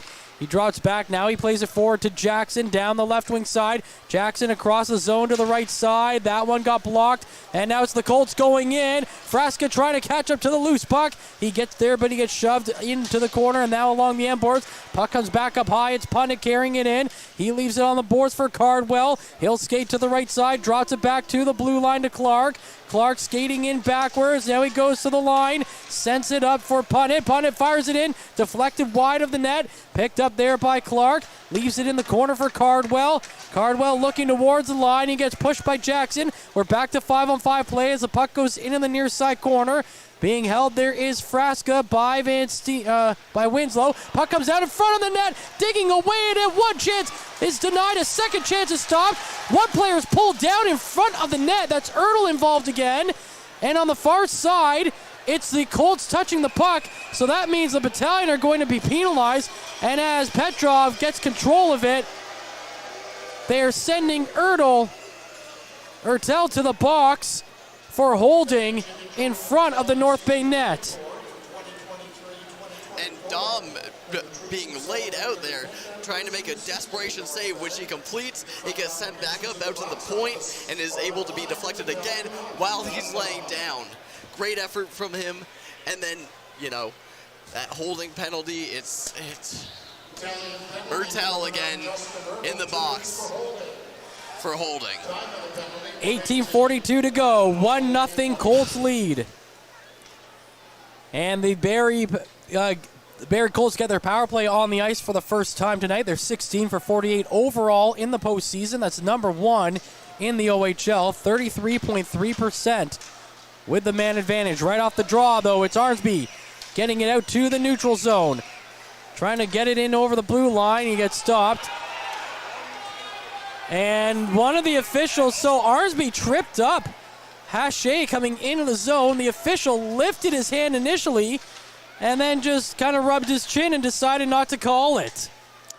Wow, this officiating staff clearly, on one side, they're trying to make their impact on the game. On the other, they're trying not to by not doing anything, but you're still making an impact on the game by not doing anything. Indecision is still making a decision. That's exactly it. North Bay clear the puck down the ice. 17:50 to go in the second period. 1-0 Barrie lead as Clark brings it back into the offensive zone. Behind the net is picked up by North Bay and cleared again, and Clark will chase it down the ice. 1 minute to go in the power play for the Colts with Ertel in the box. Clark coming down through the neutral zone, gets pushed to the side, picked up on the half boards on the far side. It's chipped ahead over the glass and out of play. 17:29 to go, 1-0 Colts lead. Overall, the penalty kill this time has been much better than we saw earlier in the game. The Colts haven't been able to get their setups as easily. Troops have had opposite opportunities on the shorthanded, so it's been good to see that they're able to put that pressure on down a man. Face-off one inside the North Bay zone by the Battalion, but they get stuck behind their own goal line. Christopoulos trying to get out of that area. He's pushed along the corner. Puck still stuck there. Now Christopoulos just trying to freeze it and kill the time. The puck comes up to the blue line. Clark with a little poke. Christopoulos picks it back up for North Bay, and he's able to flip it up out of the zone and dump it down the ice. 17 minutes to play in the second period with 20 seconds to go in the penalty to Ertel. Cardwell coming down the ice, gets around a defender, and Cardwell gets stopped by DiVincentis with 14 seconds remaining on the power play. 1-0, Colts continue to lead. What a beautiful move by Cardwell there. Speed entering the zone, a quick deke, gets everything he needs except for Dom out of position, who holds solid, holds centered, and is able to easily make that stop, or at least make it look so. And I think Dom has looked pretty solid in this game. He's made 15 saves on the 16 shots he has faced. Overall in this series, he has faced 207 shots against the Barrie Colts. Now Clark, off the draw, going to the right side of the zone, takes a shot, it's deflected high. Picked up on the near side boards, moved to the line. Cholach fires it in, it's off the face of Mathurin, but he remains on his feet. Out of the box is Ertel. As we're back to 5-on-5 play, the puck on the far side in the North Bay zone. Shot coming from the middle, that gets blocked. Mathurin trying to get the puck out, and he will as he gets it to the far side boards, right in front of the Barrie bench. It's shoveled along up to the blue line, picked up by Arnsby. Arnsby sends it down the left side, coming in over the line with control is Bloom. Bloom faked the pass, now he sends it to the right side of Mathurin, takes a shot, save made by Thornton as he punches it in on the near side corner. That's the Troops' first shot of this period, I believe. It comes down to the half boards. Holding it there are the Colts, and they will clear it down the ice. 16 minutes to play. 1-0 is the Colts lead. Picked up by Romani, sent across to the left side of Bloom. His shot is blocked, but going down hard. Looked like Cholach. And now coming down the right side is Cardwell, all the way down the ice, in on net, the shot, and it's off the body of DiVincentis and wide. The puck bounces out to the neutral zone. Hache sends it across to the far side, now back down the middle, out of the reach of Cardwell. He and Christopoulos converge on the puck, and it's smacked away over the glass and out of play. 15:34 to go in period number 2. 1-0 Colts lead in Game 7. We're starting to see some good pushback from Bloom entering the zone. He's been entering with speed, getting some solid passes off. The Colts have been collapsing so fast that it's hard to make any solid opportunities off of those really good zone entries so far. Say hi to Frank White and Ken Upton from Oro Medonte. Is it Medante or Medante? I've never actually gotten clearance on that. 15:36 to go in the second period. North Bay have the puck behind their own net. Still being held back there. A couple of guys involved. Petrov trying to dig away at it. It goes to the near side. Brostowski's there. Tries to get it out. It's turned over. There's a shot from Weigel. And it's off the mask of DiVincentis. Weigel gets his own rebound on the far side boards. Chipping it in along the end boards. Picked up in the corner by Matthews of the Colts. Matthews goes behind the net. Now into the far side corner. He's pressured by Nelson. They get the puck away, but it's blocked by Petrov, and he will skate it out of the zone. Petrov sends it down the right wing side. McDonald trying to get in front of the puck. He gets it. Lost his stick, centers it to Zito, twisting, turning, and his shot goes wide of the net. Picked up on the far side by Jelsma of the Colts, and he'll get out of the zone with it. 14:30 to play as Jelsma enters the zone. Drops it back to the wrong player. It's McDonald there. He sends it down the right side for Bloom. Bloom stops at the blue line and then dumps it into the corner. Colts lead 1-0 as North Bay have control. Zito trying to center it. That one gets blocked by McDonald of the Colts, and he gets it out to Jelsma. He's in over the blue line. Sends it across the left side. It's Savard coming in there. He gets pushed off the puck. It goes to the far side, and that's Bloom. Bloom holding on to it. Tries to feed it back up ahead. That's blocked. He'll get a second chance at it. He skates it out to the neutral zone. Sends it across to Hertel. Hertel over the blue line. Takes a shot from the right side, and that one is high. Thornton lost his balance, but no one could put the rebound back towards him. The puck comes around to the near side. Lukin in the corner. Hertel feeds it through. Down to the point. It is Hislop there. Hislop feeding it back along the end boards. That's Bloom still out there. Bloom sidesteps a hit, puts it in front. Jackson's there, but it trickles off his stick, and it's swallowed up by Thornton for the coverage in play. 1-0 Colts lead. 13:37 to go in the second period. Yeah, and Thornton lost a little bit of balance there. Lucky for the Colts, they weren't in an able opportunity to score on that little mishap.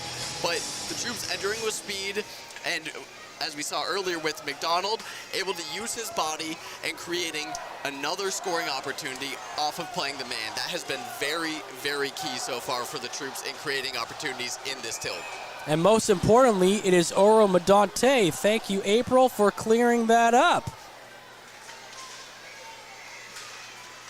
Face-off won by the troops, but they can't hold the line. But now Kavanaugh will backtrack for the Colts. Plays it up to Chisholm. Chisholm turns it over in the neutral zone. Tarasevich was trying to go in, but he couldn't get it. Sent down the ice into the North Bay zone. Back out to the neutral zone. Chisholm to punt it. He'll skate and send it across to the far side in the corner in the North Bay area.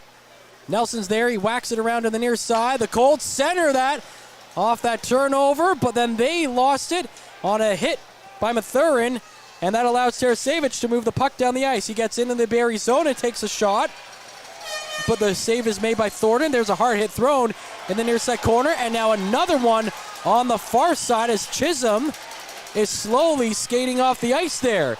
Now behind the net, Punnett and Van Steensel are having words with each other. The puck going the other way, and the official will blow the play down due to offside, but I was really expecting at any moment an arm was about to go up.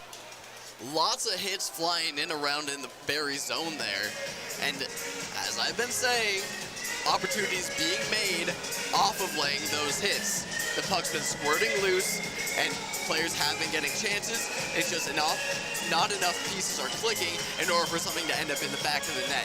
But forward pressure like this, solid forechecking, keeping that neutral zone control is going to be the key to the troops getting their first goal in this game. 12:38 to go in the second period. 1-0 Barrie Colts lead. Cardwell off the draw in the neutral zone. Plays it across to the far side to Clark. He dumps it in. Christopoulos picks it up. Trying to move it back around to the far side boards. He gets it over to Petrov. Petrov trying to push it out, and he does get it out to the neutral zone. But Clark's there for Barrie. He plays it back up to the blue line. Blocked by Winslow. He skates up and dumps it into the Barrie zone. Behind the net, Thornton plays it to the far side. Gets it all the way up to the blue line, and that allows Barrie to get out of the zone with it. They dump it in, but it's caught by Christopoulos, and he sends it back the other way. In the neutral zone, Clark finds it for Barrie. He dumps it back in. Now McDonald behind the blue line. He dumps it back out. Clark will play it across to the far side to Hache behind his own blue line. He passes it back to Clark, who will dump it down the ice. Behind the blue line, Kristaps there. He turns it over. Now Carball coming towards the net. Carball tries to feed it in the middle. That got blocked. And now McDonald finds it for North Bay. He'll skate down the right wing side. McDonald pushing his way through into the corner, going in behind the net. To the far side boards. It comes to the line. That is Winslow with it. Winslow across to the right side. Nelson coming in. Whaps one. And it's stopped loose on the doorstep. And it's turned aside. There's a lot of bodies down in front of the net and on the blue paint. The official's arm has gone up. So I'm not sure what the call is going to be. Looks like it'll probably be holding. And it's going against number 55, as Ben is telling me, and that is Mr. Brant Clark. So the Battalion are going to get the power play here. That forward pressure showing results as they get a bunch of shots on net. Ty Nelson with an absolute heater fired in, and it forces Brant Clark and the rest of the Colts to make some desperate plays in front of the net, which turns into the troops getting another power play. Solid chance with pressure so far. Second power play of the game for the Battalion. They trail 1-0. Nelson walking in, takes a shot, deflected and goes into the near side corner. It's chipped along the glass, along the boards, picked up by Barrie and sent down the ice. The Colts leading 1-0 with 11 minutes to go in the second period, but they're down by a man for the next minute 30 or less. It is Jackson picking up the puck. He gets turned aside at the blue line, and the pressure stays on Jackson. Akey pulls him down just inside the blue line, but the Battalion recover the puck and they get it out. McDonald to Nelson, 3-on-2. Pass across, back to McDonald. Shot gets blocked, but the blocker, Hache, goes down in a heap, and he is slow to get up as the puck is sent all the way down the ice. DiVincentis holding it behind the net. The Battalion just... they had an opportunity to get down the ice there, and they decide to hold it back there, but now they move forward. McDonald lost it at the blue line, and he'll have to chase it back out to the neutral zone. McDonald feathers it down the right wing side, try to get to Zito. It's turned away from him and sent down the other way into the North Bay zone. 45 seconds to go on the penalty to Clark. 10 minutes to go in the period, and the Colts lead 1-0. Play on the half boards on the far side. Bloom tries to chip it to the middle. That one gets blocked by Barrie, but they can't clear as it's blocked by Winslow. He comes down towards the net, going in behind the net now. Plays it to the left side, across the right side. Romani shoots, and the save is made, and the rebound gets turned aside and set down the ice. 10 seconds to go. DiVincentis, long pass out to Romani, coming in just behind the defender, but putt breaks on the play. Now Wakely with the shot, and that's stopped by Thornton as the penalty is just about to expire. There's 2 seconds left, but now a lot of pushing and shoving going on in front of the net. Maybe even some fists being thrown. With 9:25 to go, the Colts maintaining the 1-0 lead. And while nothing has borne fruit directly from the power play, the chances have been spectacular. The troops are clicking on their passes. They are making space. They are getting different angles off. And they are within 3 shots now. It's looking very, very good so far, halfway through this period. Want to say hi to Richie and Libby and Blake. Thanks so much for tuning in. And Frank is asking, do we think that the troops look tired after having to play last night and then traveling back home? We'll get Derek's thoughts on that on the next whistle when we go and join him between the benches. Out of the zone, Akey coming down the ice, taking a shot, goes wide, glove side. It goes to the far side boards. Van Steensel throws a hit, and that's going to be a penalty coming up against Owen Van Steensel. Wow, thoughts on that one? It's hard to tell from this angle. Maybe they called it because of possible head contact. I don't think so, but it looked like he had the puck. It looked like it was within the zone, but maybe some possible head contact on that is the reason for the call. All right, we are going to take a break with 9:11 left in the second period, and the Battalion about to go on the penalty kill. You're watching the Frontline broadcast right here on YouTube, presented by Average Joe's. We'll be right back. This period is brought to you by Canada Alumni Perks. Get information on special events and news or access the Alumni Job Portal. Visit canadacollege.ca/perks for more information. Okay, Derek, so between the benches, how do you feel about the energy level of the team? We've got Frank on YouTube asking if we think that the battalion looked tired after having to play last night and traveling late last night to get back to North Bay. I don't think it really affected them that much. The start of the second they did look a little flat. Barrie started continuing with the pressure, and then a very pivotal shift. Liam Einstein leading a couple of hits, I think, turned it around. The thing to remember is Barrie is in the same situation they played last night also, and it really comes down to who wants it more. And right now it looks like the Barrie Colts are laying it on the ice. We've seen on that last shift where it was Brandon Ashley laying down the block of shots, and he's leaving momentarily, suffering from that shot. But this coming up is going to be a pivotal turning point here in this game. If the battalion can kill off this Van Steensel penalty, momentum's going to swing big time for them, Matt. And this will be the second penalty kill of the game for the North Bay Battalion. Thanks so much for that, Derek. And you know what? We actually haven't seen the battalion have a lot of odd man rushes in this game, so we'll see if that continues to be a factor as the penalty kill, or the power play, is underway for the Barrie Colts, but they have the puck cleared off their stick out to the blue line. And Akey tracks it down. Now he'll turn forward, finds Jelsma, who sends it to Clark. Back to Jelsma on the left side circle. Sends it back to Clark, across to the right side. That's Akey there, holding it, plays it back to the blue line. Now he switches spots with Clark. He feathers it in. Save made by DiVincentis. Rebound chance gets taken away by the battalion. And behind the net, a couple of players really going at it back there, but cooler heads prevail for the moment as the battalion are able to clear the puck. 8:25 to go in the second period. 1-0 Colts lead. Clark drops it back, and it's brought over the line by Akey. Played into the corner. North Bay trying to clear that one out of the area. A second whack at it. That gets blocked. McDonald gets up to line, and he does have it. McDonald is hooked going in the zone. Doesn't get the call. Gets the shot off, and it goes high of the net. Now Jelsma gets pushed down the boards. McDonald runs over him. Lost his stick, and now he's got to get back on the back check as the Colts bring it back in over the blue line. Puck goes across to the near side. The play is down on the half boards. They turn it over again. This time it's Zito heading down the ice. Pasquale Zito over the right side, taking the shot. It's a shoulder save made by Thornton, and now the Colts turn it aside, and they'll go the other way. It's Clark, 2-on-2 into the zone. Cuts to the middle, to the right side, feeds it down low. Cardwell there, sends it back in front. It's almost off a battalion skating in, but just stays out. Now punted shot from the point goes just wide. Picked up on the far side boards by Hache. 10 seconds to go in the Van Steensel penalty. Across to the left side, it's punted there. Feeding it down low. Cardwell holding it in front, deflected, and it just goes wide. Van Steensel back out on the ice. 1-0 score remains for the Colts, but they're not done attacking. Cardwell with the shot. That gets blocked. It is picked up by Nelson and sent down the ice, and that will be icing called, unfortunately, against the North Bay Battalion. And that's a tired group out there. And I feel like you can tell McDonald and Bloom and Zito's breakouts just haven't had the same kind of speed.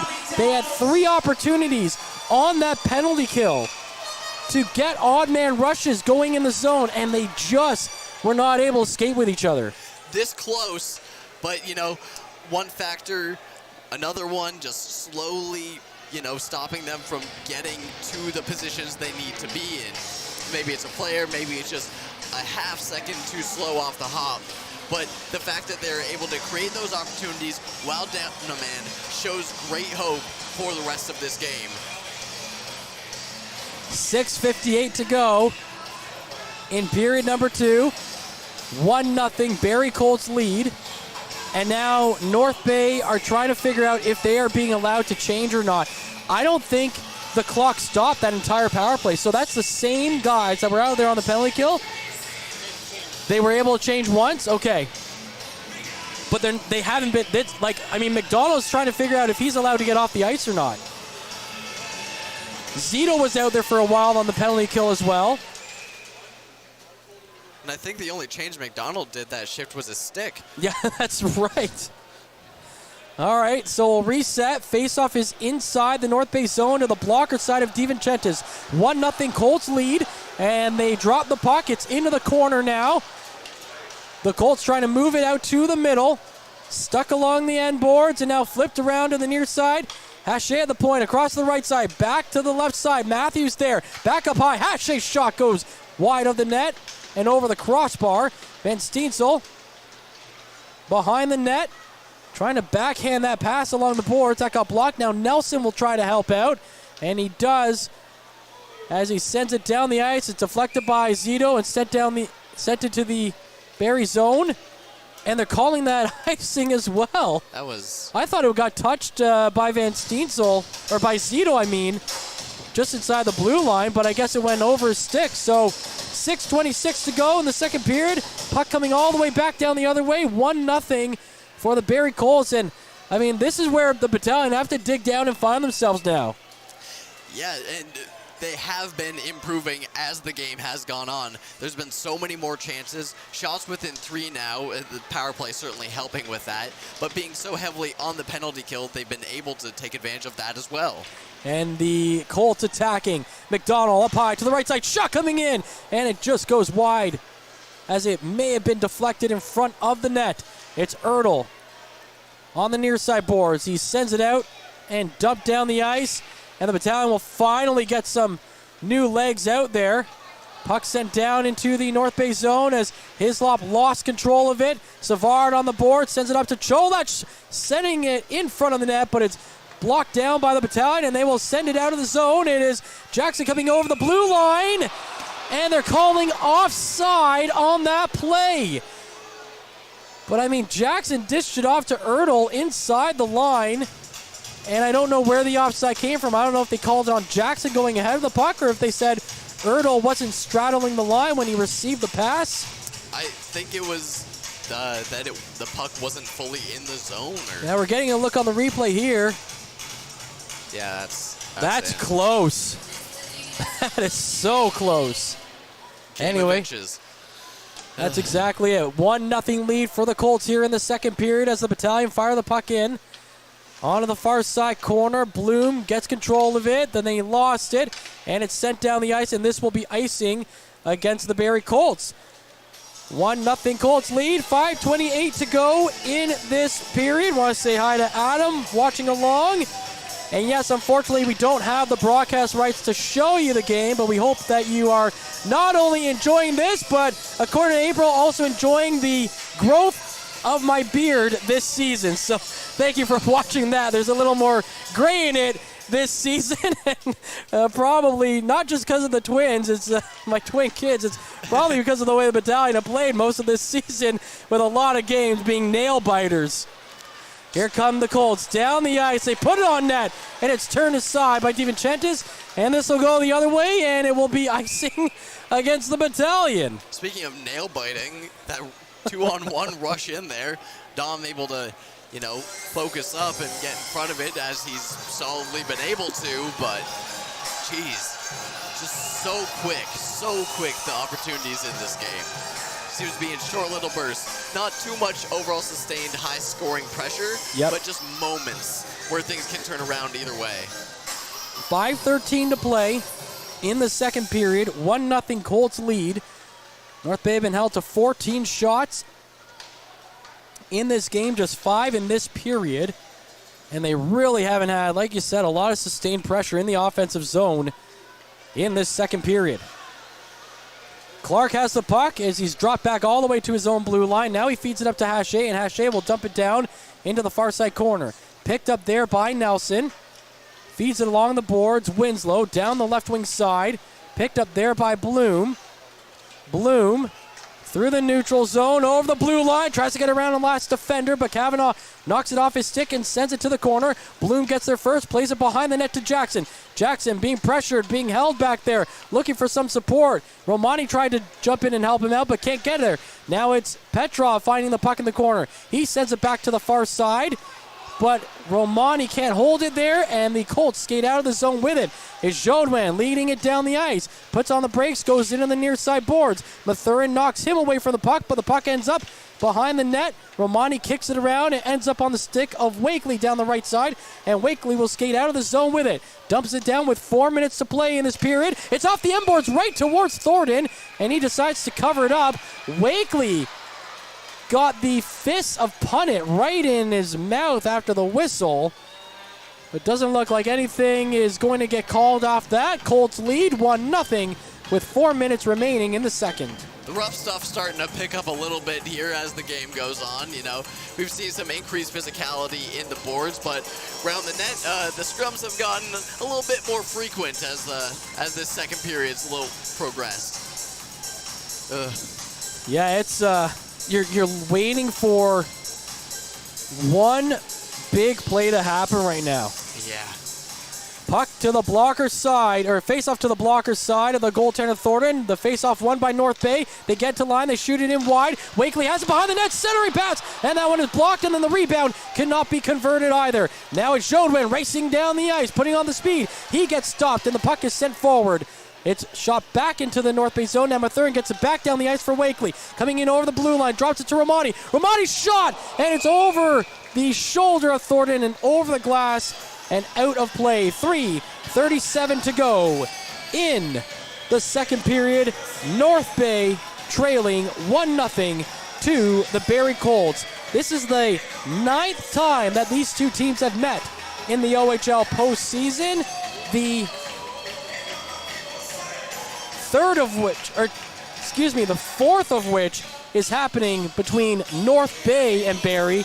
The other 5 times happened when the Battalion were still in Brampton. And that infamous 2000s run. That's right, the curse of the Colts, as many people called it. Turnover inside the line, Van Stiesel got it to Tarasevic, but then he knocked it away as he tried to play it off his skate to his stick, and now it's Weigel going the other way for the Colts, and his shot goes off the blocker of the goaltender, DiVincentis. Play inside the slot area. Picked up by Tarasevic. He gets it to Van Stiensel. Back out of the zone to Tarasevic. Across to Van Stiensel over the blue line. Back to Tarasevic. Now up ahead. Van Stiensel's right there. He gets knocked down. But Tarasevic finds the puck. Feeds it to Christopoulos. Trying to play into the corner. That's knocked away, and Clark finds it. And he gets it up to the line, but not out of the zone. But the official had his hand up, and then he put his hand down. He never told the Battalion whether the puck stayed in the zone or not. So they elected to play it, and they get called for offside. Man, that is not a good call. And if you look at the replay, I don't think the puck ever left the zone, unless it was when it was in the air and Christopoulos touched it. But on the ice, that puck never crossed the blue line. It was never signaled offside. It was one of these. I'm going to put my hand up shortly. You know what? I'm just going to make the call instead. Wow. Here come the Battalion into the zone. McDonald shot, and it's a glove save made by Thornton. His 15th of the game. 2:40 remaining. Colts ahead, 1-0. It's hard to say nice things right now. But there is lots of good things happening on the ice from the Battalion. It feels like a lot more of the pressure as the game has progressed, has been towards the Barrie Colts zone. You know, we've seen some good opportunities in the North Bay zone, but sustained pressure has sort of swung in the Troops' favor. Face-off won by the Colts. Hache has it in the corner. He'll feed it down the left side boards to Savard, and Savard will come out of the zone with it. He sends it up ahead to Jelsma. Jelsma's shot gets blocked, and it will trickle towards the end boards where Winslow has it. He will get it down the right side and now fed out to the neutral zone, but McDonald could not get the stick on it, and now it's sent back across to the far side. Petrov coming in the zone, tries to get the pass. He tried a backhand blind pass. That didn't work, and it gets cleared. Petrov again in the neutral zone has it, turns it over, gets it back knocked off the stick of Jelsma into his own zone, and now it's ahead to McDonald, who feeds it to Petrov in the neutral zone. Drops it back to McDonald, and they're calling offside again! Unbelievable! Petrov brought the puck into the zone, And then right at the line, McDonald picked up the puck. He took about 3 steps into the zone, and then the officials decided that was offside. This is something special. Something. And what makes it worse on the Battalion side is, again, they just haven't had that flow going on the rush. They haven't really been in sync, and now it's got to start to get in your head a little bit when everything you're doing is getting called against you. Here comes Jackson. He's onside, taking the shot, and it's a save made by Thornton. It's a fast game, and if you have to take even a half second to think about whether what you're doing is going to be called or not, that could be a difference maker.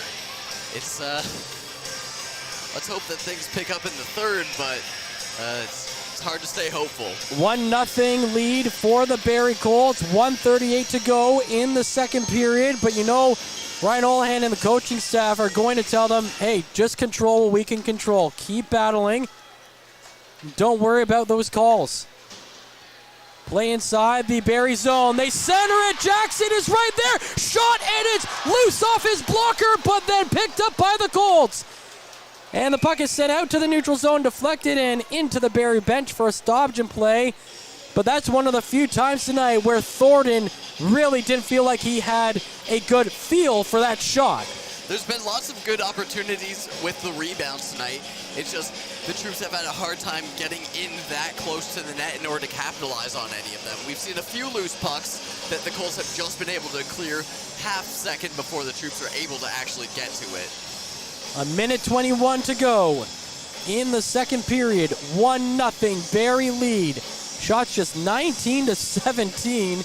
Maybe a little low for what you might expect in a game 7. Face-off won by the Colts. Sent to the neutral zone. Nelson tries to chip it forward. That got blocked. Now play at the line, and Barrie will go offside. And the crowd erupts into cheers at that offside call. I don't think I've ever seen an offside get cheered, but there you go. That's I don't know. Playoff hockey, it's a beautiful thing. 1:11 remaining in the second. 1-0 Colts lead. The lone goal coming at the 15:50 mark of the first period, and it is held up to now. Both teams 0 for 2 on their power play opportunities. And another face-off win by the Colts as they dump it down into the North Bay end. Picked up quickly by the Battalion. Sent forward to Arnsby. Arnsby out of the zone. Feeds it down the right way for Tarasevic. He comes in, takes a shot, save made. Rebound gets pushed away as well. And Arnsby went colliding into Thornton. That knocked the net off its moorings. And Thornton slowly getting up now. And what an opportunity that was. Tarasevic and Arnsby, oh so close to getting one on the board for the home side. These rushes proving to be more and more opportunistic as, you know, the puck keeps getting closer and closer. Thornton seeming to control the rebounds less and less as the minutes tick away. So maybe the Troops are going to be able to convert on that. They seem to think so as they are rushing more and more, especially in the last half of this second period. And that's where you're going to have to make Thornton work. Game 5, they made him move a lot east to west, and he was never really comfortable in between the pipes. They were not able to replicate that in Game 6. North Bay forced the turnover. Coming down the ice is Tarasevic. Over the blue line, stops, shot, and it's blocked in front. I believe Hache got in the way. Sent out to the neutral zone. Here comes McDonald, one-on-one into the attacking end. McDonald holding it for the Colts now in the corner. Pressured by Winslow, but he gets the puck to Akey. Akey towards the net. There's a chance in front, and DiVincentis makes the save. 21.1 seconds remaining in the second period. Colts ahead 1-0. Man, the rush and the key to making space so far on both of these rushes has been going in fast, stopping up, taking your time, and seeing what options you have. There's a few exceptions like that Arnsby chance there, but overall, taking a second has made a world of difference in the high-quality opportunities. Off the draw, Akey at the line, feeds it to the right side to Cholach. Down into the corner, now back behind the net. Bowden is there, being pressured in the corner. The puck comes up the boards. North Bay player down there, McDonald, but he tried to feed it back up high. That got blocked and sent around to the far side boards, and the Battalion are able to clear. 2 seconds to go, and the Barrie Colts will maintain the 1-0 lead through 40 minutes of play. So on the negative side of things, you're down going into the third period. On the positive side, it's only 1 goal if you are the North Bay Battalion. Anything is still possible. We've seen that throughout their entire playoff run. We've seen that throughout the regular season run. It's been very, very good so far. Anything can happen here in Game 7 of the Eastern Conference semifinals. And we'll have that for you shortly after. Derek and Harrison are going to break down everything that happened in the second period here in our second period intermission. You're watching the Frontline broadcast right here on YouTube, presented by Average Joe. Stay tuned. Average Joe's Eatery and Patio Bar is North Bay's only year-round lakefront restaurant. On the shores of beautiful Trout Lake, we have been serving delicious food and stunning views since 1999. Indulge in one of our delicious menu items, or simply sit with a cocktail in hand and watch the beauty of Trout Lake before your eyes. Check us out online at averagejoes.net or visit us in person at 3501 Trout Lake Road, North Bay. As a Canadore College alumni, you have access to perks. Canadore Alumni Perks. This is a lifetime membership that includes special access to great offers, opportunities to get involved, and so much more. Graduates can access discounts and special offers from businesses and hotels locally, across Canada, and internationally.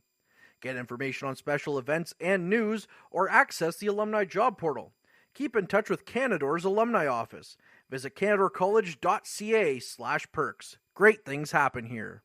You rely on your vehicle to take you to the places that matter most to you. So bring your vehicle to the team you can rely on to keep it running at its best. Dave's Automotive Services. Whether you're getting your car or truck ready for the season with a tire change, making sure you're safe on the road with an inspection and certification, or doing your due diligence to keep your vehicle in tip-top shape with regular maintenance, Dave's Automotive Services has you covered. Expert troubleshooting, quality repairs, and time-efficient labor are the 3 stars of service you can expect when you bring your car or truck to Dave's Automotive Services at 411 Airport Road. Call 705-478-5544 and book your appointment today.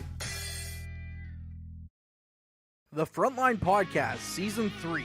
Courtney Kenny, Matthew Sukram, Derek Lindemann, Bob Coles, and Ben Long bring you closer your favorite teams like never before. Covering everything to do with hockey in the North Bay area, exclusive interviews with the North Bay Battalion staff and players, expert analysis on the OHL, NOJHL, and more, keeping you up to date on all things Voodoos, Trappers, Lakers, and more. It's a new season, it's a new adventure. The Frontline Podcast Season 3. Available wherever you download your favorite podcasts. Tonight's broadcast is brought to you by Average Joe's Eatery. Average Joe's, where we want your experience here to be a happy one. 3501 Trout Lake Road. And we're back inside Memorial Gardens, where neither team scored in the second period, and that lone goal of Bo Joelsman back in the first period stands as the only scorers, as it's the Barrie Colts leading 1-0 in this 7th and deciding game of the Eastern Conference semifinals. 3 penalties coming up in that second period, as Justin Hertel went off for holding at 1:18. Brant Clark taking a holding call himself at 8:37, and he finally check to the head call against Owen Van Steensel at 10:49. Power play numbers tonight, both teams 0 for 2 with the extra attacker out there. Shots on goal in the second period, it was the Battalion with 9 for a total of 18. The Barrie Colts 8 shots for a game total of 20. This is the only game currently in the OHL tonight. The other Western final set to open up Friday night in London as they host the Sarnia Stings. Games 1 and 2 of that series will be in London Friday and Sunday. After tonight, the winner of this series will host the Peterborough Petes. Game times and dates, unfortunately, have not been set for the next round for the Eastern Conference Final. You'll have to stay tuned and watch for those either way, either if Barrie or North Bay wins. Back to inside the barn here, though, at Memorial Gardens. I'm joined again. The revolving door continues here with the first intermission guest. This evening, I'm joined in second intermission by Ben Long. Ben, thoughts on the game so far after 2? Man, it's been a close game, Derek. Like, the shots even tells how close it's been. It's a 1-goal game. The reffing's been interesting. There's been even the refs have been okay. There's been a couple of calls that I would have maybe done differently, but there's a lot going out on the ice. I give them the benefit of the doubt. The linesmen have been where I kind of see, like, there's some things that, you can say are judgment calls, but there's some things where something is just physically in a place before a person is in that place. You can't really say it was the other way. No, especially on offsides. They're actually going both ways. You've seen a couple bad calls on offsides, either a North Bay fan or a Barrie fan. Unfortunately, you didn't make the trip with us last night down to Barrie, so you're a little more rested than some of the crew. Harrison and myself were there along with Courtney Kenny, who had to play the call of the game. Pretty much the same style of game. Every game's been really tight except for that game 5. North Bay down 1 like they were last night going into the third. Can they get it done again? You know what? I think they can. I don't feel panicked about the game yet. They've had a few good chances. All it takes is one good chance to change it up. I don't know. I'm a big believer in, I wouldn't say superstition, but the stats kind of show what's happening. And I don't know if I've ever heard of a series where the team that scores first loses the game. Well, hopefully that continues. Yeah, so I'm hoping that 6-game series, if that's been the case so far, continues into Game 7 here, and with the score, it's definitely not out of reach. No, and here's the stats for both teams in the playoffs. When leading after 2, the Barrie Colts are 6-1-1 in the playoffs. Meanwhile, the North Bay Battalion, when trailing after 2 periods of play, 1-4. That one victory coming back in Game 4 down in Barrie when they were trailing 3-1 going into the third, and eventually winning on an Anthony Romani goal in the double overtime. You remember that quite well. Yeah. You were there for that fourth game down in Barrie. Yeah, I mean, all the games in this series have been really exciting. It's been great to get to see 2 of them down in Barrie last week. Courtney's been a trooper this playoff series, he's been to all 3 games that were in Barrie so far, and makes some late nights when they start the games at 7:30, go to overtime, double overtime. Yeah. Yeah, come back, work a full shift, and then do it again the next night. Like, unfortunately, he's not on the call tonight. He's taking the night off, but he is here in media row, sitting beside Bay Today's very own Chris Dawson. Thanks again for providing all the great help throughout this season, either with the the U18 Trappers, the Powassan Voodoos, or the North Bay Battalion. He covers them all for Bay Today, and he helps us out whenever he can. So I always appreciate the great help from everyone, not just Chris, but everyone else here with the front line. It's been a great season. Hopefully we get on to the next round. Speaking of that, North Bay, how do you come out in the third knowing that 20 minutes are left in what could be the last game of your season, for some, your last game of your junior career? I mean, I think the message and what they have to do is the same thing, is that they come out every period. You have to come out hard, you have to come out fast, you have to get shots on net, you have to take advantage of the chances that you have, but you have to be smart and come back so that you're not giving up chances the other way. And I mean, they've shown in extensive periods this year that they're capable of that type of play, that they're that team. They've shown some instances where they maybe not have been that team in some games, but the way they're playing out there today, I'm seeing, they're not leaving Dom out to dry too much. They're not taking dumb risks going forward, but they're also not just sitting back waiting for nothing to happen. If there were fewer offsides, you might see some more shots on goal. But, I think they've been doing what they need to do. They just need to stick with their game plan. Now, an interesting thing that happened just before we went to break was the goalie got ran into by Armsby when he was knocked down in front of the net. and he looked a little slow getting up, and he looked a little uncomfortable. So we'll watch to see whether Thornton has some injuries going on, especially if you get some leg injuries.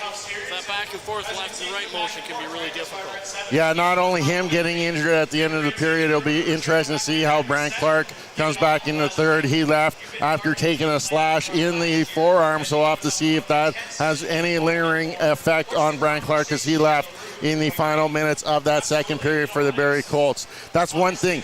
Anson Thornton has given up a couple rebounds in that second period where pucks got behind them, and the Battalion unfortunately not able to tuck them in, but pucks are being there left in the crease area. You got to keep going to that net and make it difficult for Thornton. Yeah, and that's one thing, and that's where Barrie's defense has been fantastic about keeping North Bay out of that zone, getting the puck away when it's been there. But all it takes is one to get the game tied. So North Bay has to make sure that they're getting to that net, making it hard for Thornton so that he's not getting easy saves and the rebounds aren't cleared away easily. Yeah, and really the message, Houlihan, is, you know what, 40 minutes have gone. It's only a one-goal game. If you put it all on the line for this final 20 minutes, keep going to the net, good things are going to happen, and hopefully it comes in bunches. We've seen twice in Game 5 where the Battalion responded with 3 goals in the matter of just over 2.5 minutes both times. Yeah, that's been the story with them, and I don't know if that's a thing with what's happening on the bench. They get excited and they get going, or if Thornton gets in his own head a little bit after he lets in goals. I'm not sure why, but that seems to be the pattern this series is when they score one, they score 2 or 3. So hopefully that continues. And one of those players that I want to see get going is our player to watch for the North Bay Battalion. So let's recap how our players to watch have done so far in this contest, as they are brought to you by Mike, the financial advisor. Players to Watch is brought to you by Mike the Financial Advisor. If you have financial questions, he has financial answers. On Facebook, Instagram, and TikTok at Mike the FA.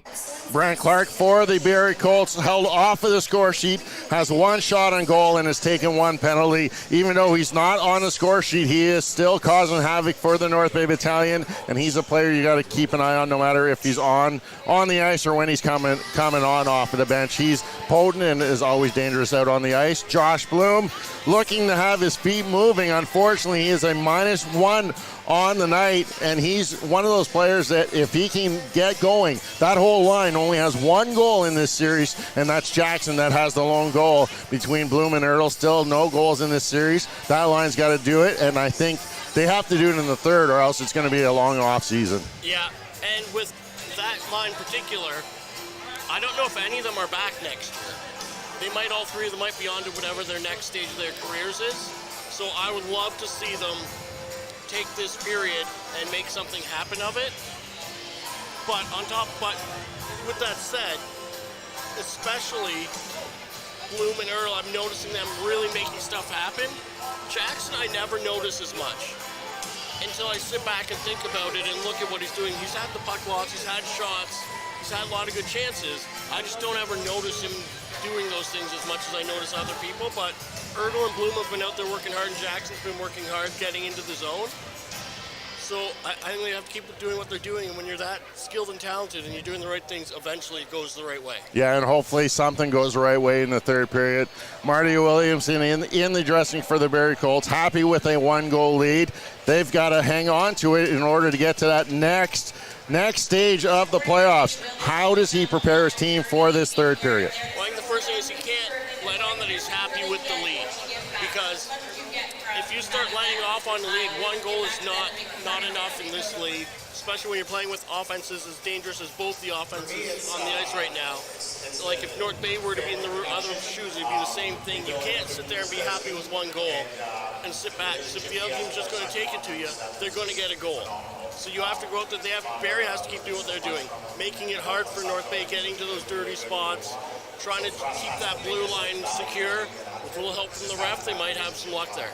Exactly that. Dom DiVincentis, his play so far, only giving up that 1 goal. He's been solid in goal. He's not the issue tonight. No, but I think that's generally the case this whole season, actually, is if there's been an issue, one thing you can say for sure is it's not been Dom DiVincentis that's the issue. No, it's not the issue, and he does not have the capability to score a goal, basically 5-on-5. So he has to rely on his teammates in order to get something on the score sheet. You can't win without scoring, and the Battalion have to come back from behind because they're down 1-0 heading into the third. This could be the final 20 minutes of the Battalion season. Yeah, with this much firepower, though, if they were to lose on a shutout, that would just be a real shame. It would be a real shame. We're going to have to wait and see because we're almost ready for the third period. When we come back, Matt Sucrum and Harrison Clement will return with the call of the third period as it's the Colts leading the Battalion 1-0 here in Game 7 of the Eastern Conference semifinals as you're watching Colts Battalion on the front line. Meals are a special time for families to gather, share their day, and spend quality time together. Those dinners are made extra special when you add tropical produce found in the markets and grocery stores that carry La Huerta imports. La Huerta knows the importance of family, so they know which quality products make the best quality meals for your customers, whether it be Mexican Hass avocados, Brazilian figs, Ecuadorian red dragon fruit, or something just as exotic and special. To get your supply of the best tropical produce at competitive prices with brands buyers trust, contact La Huerta Imports at 705-752-1478. Community engagement is one of our core focuses at McDonald's. The key is finding the right people who are passionate about the same things we are, helping kids be kids. McDonald's proudly supports local organizations such as the North Bay Regional Health Center Foundation, Big Brothers Big Sisters, One Kids Place, the Children's Aid Society, and Ronald McDonald House Charities. Stop by McDonald's on 1500 Fisher Street, North Bay, to see how we can serve you and the community every day. Hey there, I'm Mike the Financial Advisor. When you strip it down to its core and you take away all the industry jargon, I help people solve financial concerns. So if you're concerned that you'll never save enough to retire comfortably, or that your kid is going to graduate post-secondary $40,000 in debt, or maybe even that life is going to take a really unfortunate sideways turn and somebody is going to have to open a GoFundMe page for you and your family, I can help you prevent all of those things from happening. If you want to see how, you can find me on Facebook, Instagram, and TikTok. Just do a search for Mike the Financial Advisor. You should find me.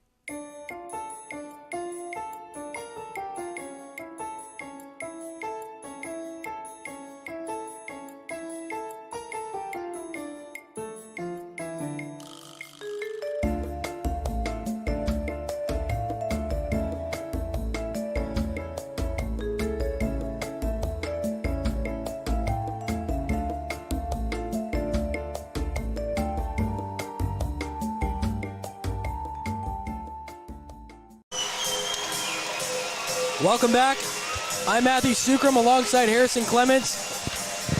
If we haven't mentioned this yet, go and follow Harrison from the Garrison on his social media feed. He does an excellent job recapping every single Battalion game. He is certainly worth the follow on Instagram and TikTok, and it's been a pleasure having you for this season. As late as it was, it's been great having you aboard.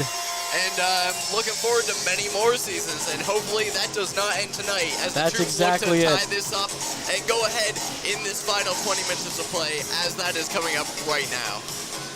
It is 1-0 for the Barrie Colts with 20 minutes left in regulation here in Game 7, and a trip to the OHL Eastern Conference Finals is on the line.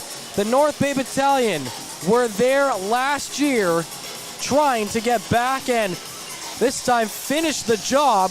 They lost in 4 games to the Hamilton Bulldogs, and they would love to rewrite that script, but they've got to change a few things here in the third period in order to make that happen. And we're about to get underway, but the officials are chatting with DiVincentis about something. It looked like they were motioning to the net or the netting. Anyway, everything looks to be okay. So the officials are ready. The teams are ready. This crowd certainly is ready as well. It'll be the Captain Arsby to take the draw against Cole Bowden.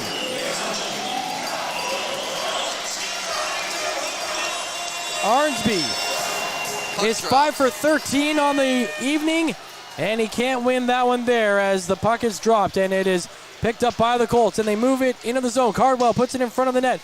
It goes wide as a poke check made by DiVincentis. Now behind the net, the captain throwing a couple of hits back there. Trying to move the puck now out of the zone. He gets it up to the line. Frasca is able to force the turnover. Picked up quickly, though, by Van Steensel and clears it out to the neutral zone. in the neutral zone. The Colts play forward. Knocked down by Van Steensel, and he dumps it in. Played around behind the net by the Colts in their own end. Jodwin gets it up to Cardwell, and Cardwell dumps it down to the far side.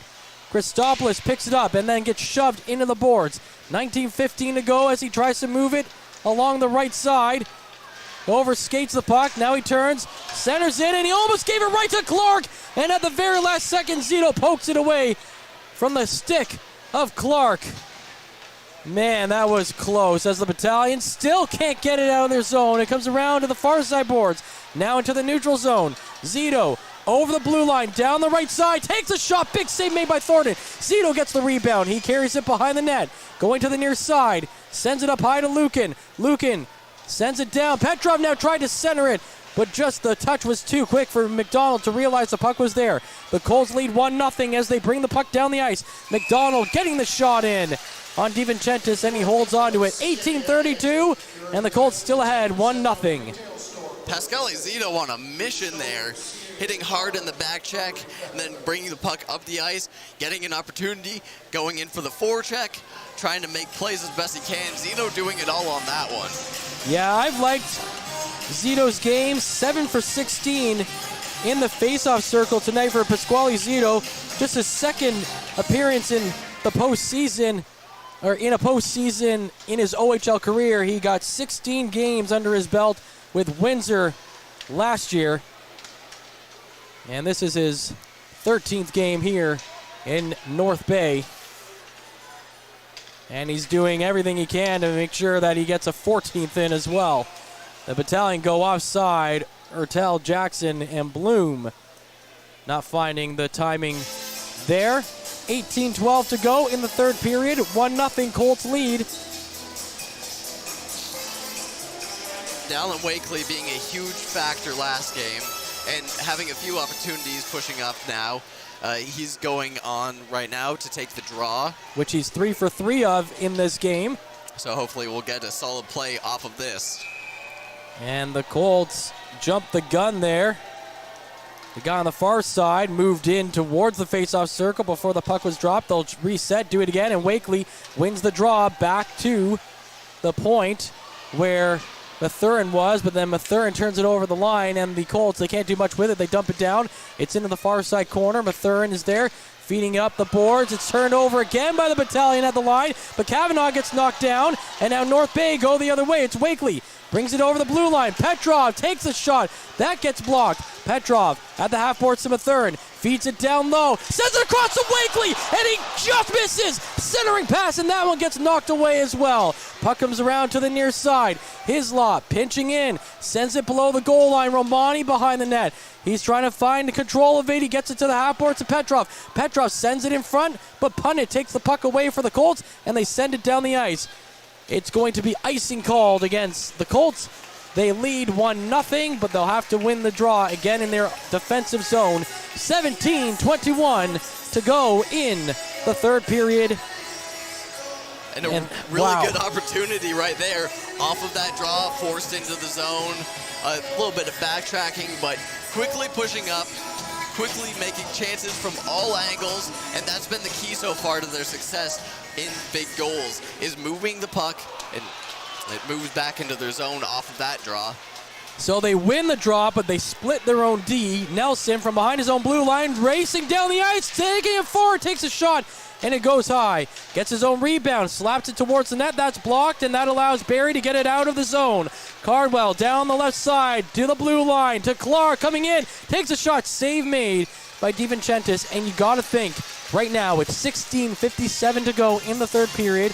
North Bay down 1-0. A lot of pressure on DiVincentis, feeling like he cannot give up another one right now. He is no stranger to pressure, though. There's been games where he has faced upwards of 40 shots and only let in a couple, and we're only halfway there. He's let in one, he's looked solid, and the only reason he lost the one goal against is the odd man rush. Not a great job by the game ops in the arena there. We'll tell you that in a second as Frasca sends it over the crossbar. It's knocked off the glass, and it'll come out of the zone. They put a fan on the board, and the fan got up and started showing off his Barrie Colts t-shirt, and then they quickly turned the camera away. They picked out the wrong fan. Of the fans in the stadium. Barrie back into the zone. Played in behind the net. Christopoulos feeds it down the right side boards. Knocked away at the blue line, but now Christopoulos gets it back, and he comes down the ice over the blue line into the attacking zone. Puts on the brakes. Christopoulos shoved hard from behind, head first into the boards, and that's going to draw a call from the officials. The Battalion will get the extra attacker out onto the ice as Steven Chentis is on the bench, and the Battalion drop the puck all the way back to their own zone where Petrov has it now. Petrov circles his own zone again. Now he'll come forward with 16 minutes remaining. Over the blue line, drops it back to Jackson. Jackson playing it in the corner, whipped around the boards to the far side. Nelson gets there first, takes a shot, save made, it's loose on the doorstep, and the shot, oh my goodness, they're gonna blow the play down. The Battalion had a chance at a loose puck, but the official must have lost sight, or he called it down, because Barrie briefly touched the puck. Now, here's the thing. On the penalty, when the arm is up, the team that made the infraction has to have control of the puck. The Colts never had control of the puck. It went off their toe, it went off the back end of the skate, and North Bay went to touch it. So either they thought Barrie had it or they lost sight of the puck. Either way, it negates a scoring chance for the North Bay Battalion. But now they're on the power play for just the third time this game. They are 0 for 2. It's Nelson with the puck. Sends it across to the right side to Petrov. Feeds it back to the right circle. Jackson walking in. Scores! Kyle Jackson with the goal. We are tied at 1 in Game 7. They do a fantastic job of passing along the blue line. Nelson cycling. They get it up. Fire on net. Beautiful shot.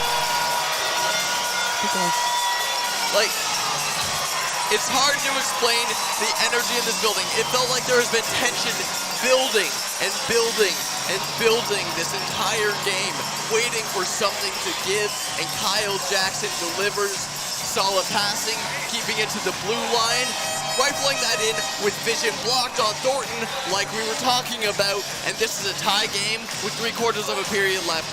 Beautiful stuff. What a moment for Kyle Jackson. His 5th goal of the postseason. And for Jackson, I believe that's his first in this series. Check that, that's his 2nd in this series. And what a big time to get it. Man, oh man, the overager comes through. North Bay in their own zone. They're trying to fight the puck away from the net, and they're able to clear it. Whoa, what an opportunity there for the Barrie Colts. So let's reset here. It's 1-1 between the Colts and the Troops. North Bay scoring on the power play. 14:40 to go, and we've got one heck of a Game 7 and one heck of a finish in store for you here. Cardwell in the neutral zone, feeds it forward. Coming over the line, Jodwin sends it wide of the net. Frozen by DiVincentis, and he never had the puck. It went off the end boards, under his glove, and then just sat on the blue paint, and the whistle was blown. I know we've talked about a few quick calls against the Troops, wow, but seems to be equaling out a little bit here as the game wears on. So, you know, I guess in that aspect it's evening out a bit. Yeah. The score evens out, shots almost even out. I think you have to feel for the officials sometimes. You know, you got to come into a Game 7 and you're probably nervous, right? You don't want to dictate the game, but like I said earlier, by not making some calls, you are effectively dictating the game. Or making calls too early. In the neutral zone, North Bay shoot the puck in. It's over the bench or into the Barrie bench and out of play. 14:12 to go. 1-1 the score here in the 3rd period of Game 7. We want to thank everyone for tuning in tonight. It's been a pleasure to be bringing you these broadcasts all season. Hopefully this isn't our last one on the front line, but if it is, it's been a pleasure. And again, you can support us over on patreon.com/frontlinepodcast, and we will have Frontline Podcast throughout the off season. We've also got the 3-2 count. That's our baseball podcast. So lots of content to bring you. whether or not this is it for the Battalion this season. If they keep playing like this, it's not. Puck inside the North Bay zone. They get it flipped out down the ice. There's a hard hit on the near side boards. Winslow threw his man down. And now, or check that. It was the Colts who threw Van Steensel down. Winslow was checking on him. I thought he was taunting him there. Winslow was checking on Van Steensel after he got hit on the boards. And that is going to send Bowden to the penalty box with 13:48 to go. The Battalion, on their fourth power play, will now have a chance to lead this game. There may have been some talk around the water cooler at intermission there about the way things were going, and we're back on the power play. That is something I did not see coming. 1 for 3 so far on the night. Petrov to the right side. It's Jackson with it. He comes to the line and now finds Nelson in the circle. Feeds it to McDonald. He scored! It's a Big Mac to give the Battalion a big lead. When it rains, it pours, and just over a minute later, much like the last game in the third period, the troops get another one. Up now, 2-1 with only like 13 seconds into that penalty. Moving it along the blue line, getting the puck on net, goes 5-hole. The troops go from being down the goal to being up one in just under 7 minutes. Incredible stuff here at the Gardens. The energy is electric. What a way to come out and attack this third period and take advantage of the opportunities you're given. The Frasca penalty was called at 4:12. The Battalion scored at 4:26. The Cole Bowden penalty called at 6:12. And like you mentioned, 13 seconds into that one, the Battalion score. And it's the big guys coming through in a big way. Jackson and McDonald, who are playing in their final OHL season. But the pair of them trying to make sure it's not their final OHL game. And they've given the troops their first lead of the night. And remember, the troops have only led this series once when they had a 3-2 lead going into Game 6. Playback underway, 12:50 to go, 2-1 North Bay. They've got the puck inside the offense or the defensive zone as Arsby gets up to the line and dumps it down the ice. Picked up by Jackson, going in towards the net. Jackson, Deeks gets in front, the shot save made. The puck comes up to the blue line. Hislop to the right side, but third fires it in, and that one stopped. One of the Battalion players was on top of the goaltender Thornton, but the Barrie player on top of him, and the officials just let everything go there. It was Josh Bloom who finally gets up out of that area. 12:20 to go in the third period. 2-1 North Bay lead. Icing will be called here against the Colts. And the way the energy in this building has turned around. The seventh man sounding like 70,000. Everything is up to another level. 12-13 remaining in this game, and just listen to that.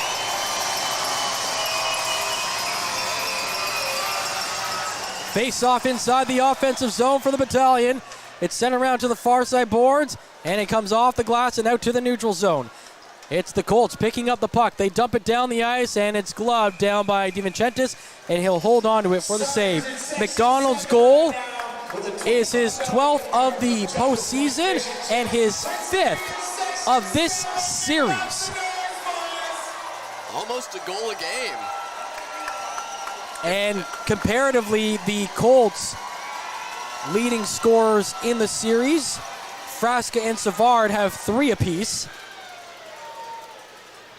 One thing I do want to point out, while we are all very excited, the front of net and behind net presence in the Battalion zone is still very scary right now. Yep. And just because the troops are up right now, the Colts have every threat still in their back pocket. And they have scored late in some of these games.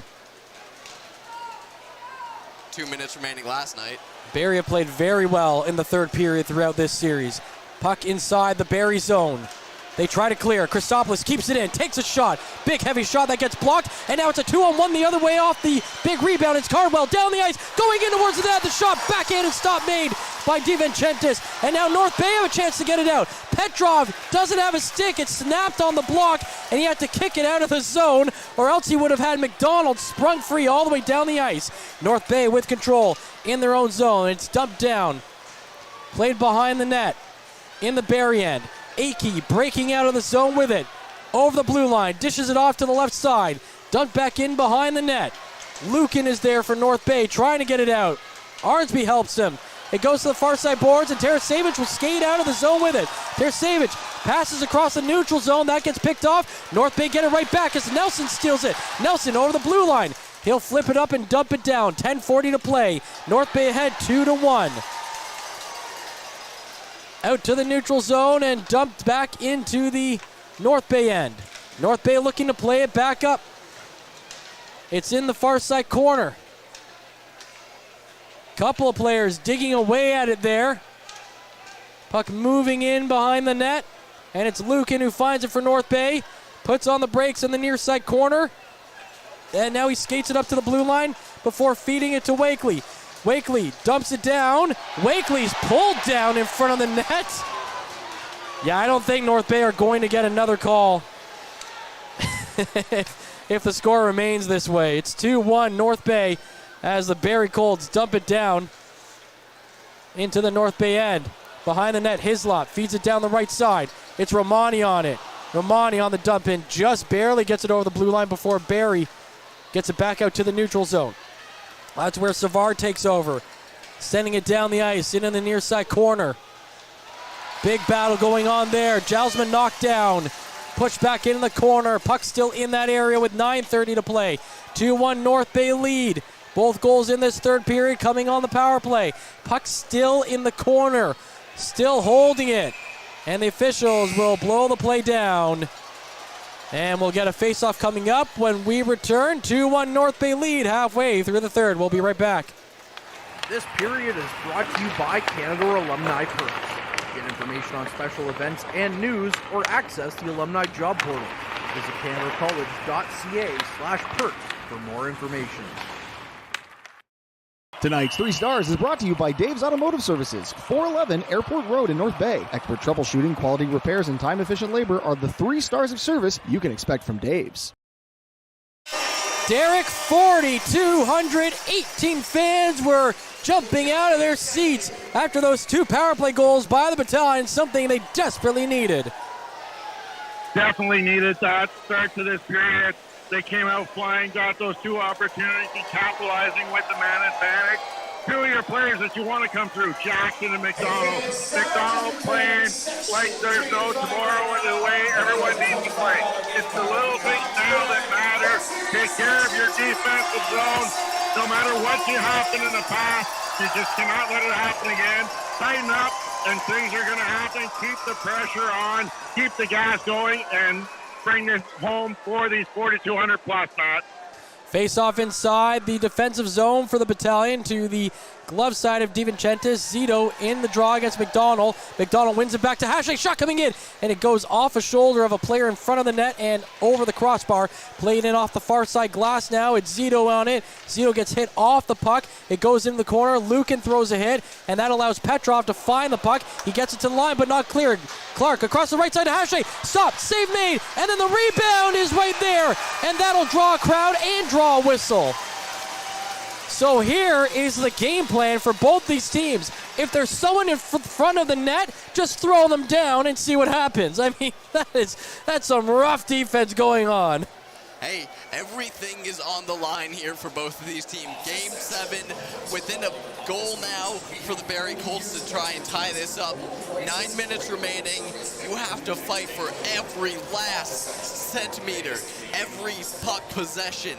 And if someone's messing with your goalie, they're going down. 9 minutes to play. 2-1 the score. And all of a sudden, the clock starts to become more of a factor now if you're the Barrie Colts, whereas it seems like if you're the Battalion, it can't get moving quick enough now. Absolutely. The 7th man is loud, but the clock has become the 3rd team in this one. out to the neutral zone. It is Punnett who picks it up and tracked back to his own blue line. Dumps it down the ice. It's picked up behind the line by Clark. He comes over the blue line. Clark takes a stick in the mouth, but is not getting the call there.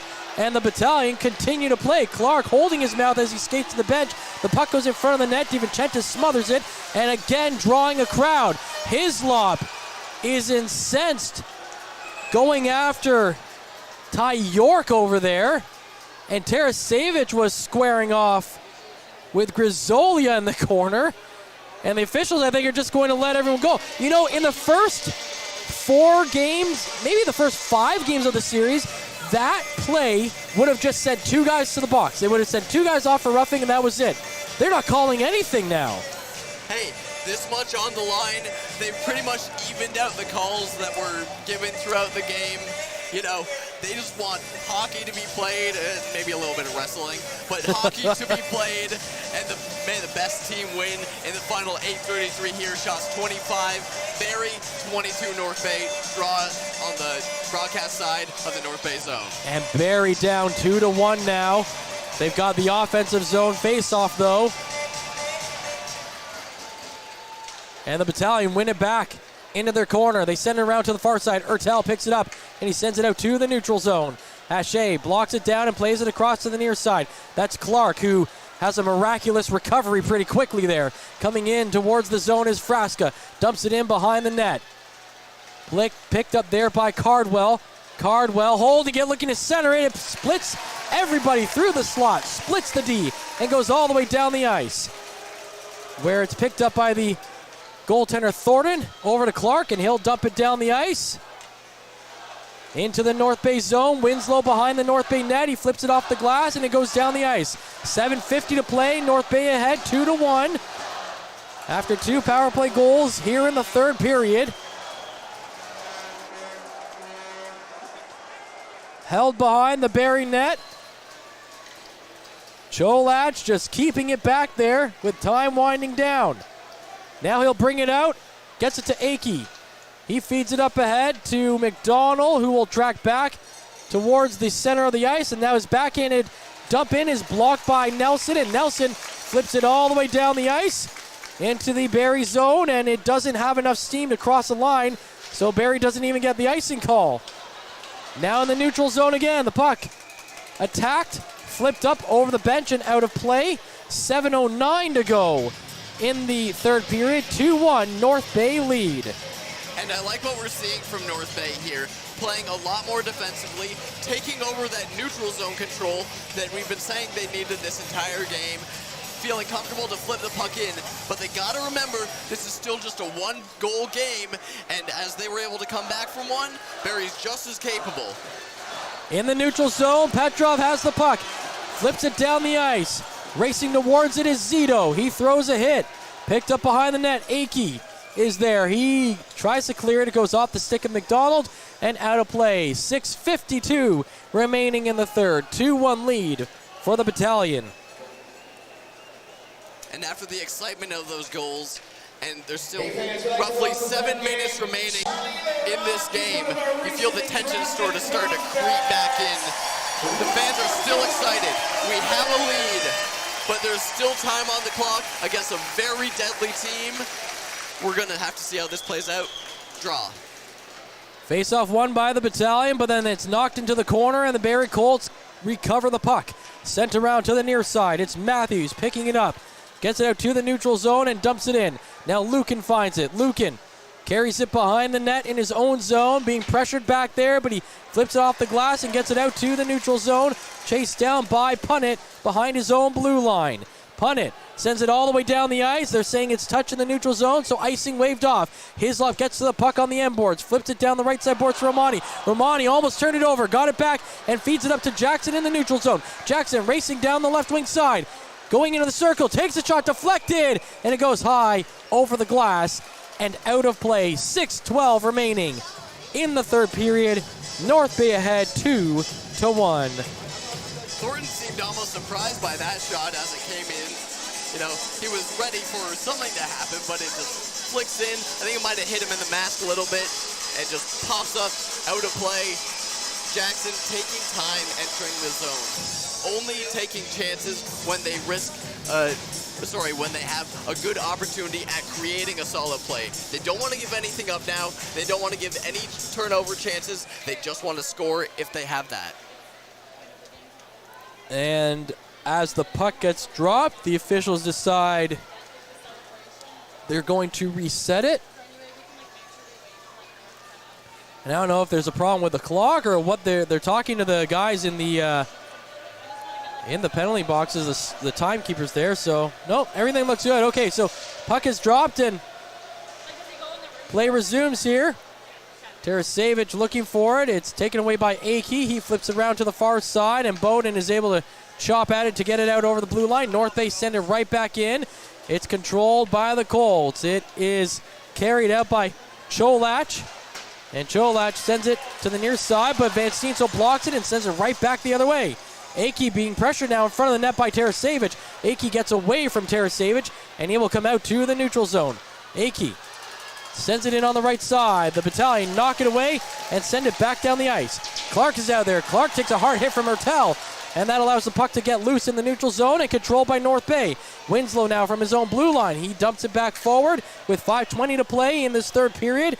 Barrie trying to get it out. They do. It's back to Winslow in the neutral zone, and he'll slap it right back down. 2-1 the score for the Battalion. Inside the Barrie zone, Bloom gets the turnover behind the net, carries it out to the near side, now sends it back behind the net, and that's where Hertel has it. He sends it up to the blue line. Nelson, he feeds it down low. It's knocked off his skate to the near side boards. Bloom's there, whacks at it and sends it behind the net. Holding it back there now is Bowden. And Bowden sends it to the corner to Hache, and he'll send it down the ice to Cardwell. The Colts down 2-1, looking to even things up as they get control inside the attacking zone. Clark coming down the right side, knocked away from his stick by Lukin. And now Lukin just holding the puck with his skate against the boards. Looking to kick it around. It gets up to the stick of Petrov. And Petrov will get it out to the neutral zone, skating down the left side. Petrov driving towards the net. In behind the net, going down the right wing side, now to the blue line. He'll play it back out to the neutral zone for Hislop. Hislop skates up to the blue line and fires it in, and Thornton has to make a save there. 4:15 to play in the third period. North Bay ahead 2-1. They are basically forcing the Colts to do anything with the puck. Now the shot coming in from Jelsma, and the save is made by DiVincentis. The puck goes to the far side boards. In the corner, back to the half boards. The Colts trying to move it. North Bay break up the play. They send it back to the right side boards for McDonald, and McDonald clears it. Punnet's there. His dump in snaps his stick, and the Battalion are going to go the other way with the puck. McDonald down the ice, takes a shot, and that's blocked by, look like Cholach there. 3:35 to go in the third period. 2-1 lead for the Battalion. Barrie getting the puck up over the blue line. York to the left side, going into the corner. Christopoulos there. And we haven't had a stoppage in play in quite some time, and I think that just benefits the Battalion here, as they really want that clock to run now. But it's the Colts still trying here in the attacking zone. There's a lot of pressure in that corner. The puck finally comes out of the area, and then York is just thrown into the boards. Puck gets flipped up and carried out by Tarasevic. Tarasevic dumps it over the blue line, but very quickly, Hache gets it for Barrie, and he gets it over to Clark and behind the blue line. Now they play it forward. Coming into the zone is Weigel. He flips it up, and then it's punched down by Christopoulos, but he can't get control of it. In along the end boards, and now it's controlled by Zito of the Battalion with 2:45 to play. Zito heads up the ice. His team ahead 2-1. Zito gets around a defender. Going in. Gets around the last guy, and then he's pushed to the outside. What a rush there by Zito to kill some time, and he gets a lot of applause here from the faithful. Turnover, here comes Petrov, drops it back, and the Battalion cannot bury it. Turnover by the Colts. They do not pay, and now they go the other way. Clark drops it to Punnett, the shot, and it's a save made by DiVincentis. 2:14 to play in the third period. 2-1 North Bay, but it could have been a different outcome had DiVincentis not stopped that puck. And what a high IQ play from Pascal Zito. Gets the puck in his own zone, skates it up, doesn't get the opportunity to shoot, immediately pins it into the board to burn off time, and then out of that is able to kick it out, and a great scoring opportunity for the troops. Really brilliant stuff from Pascal Zito there. And it seems that we have a timeout. Sorry, I needed a timeout there. Dude, I get it. They're taking a timeout. We all need one.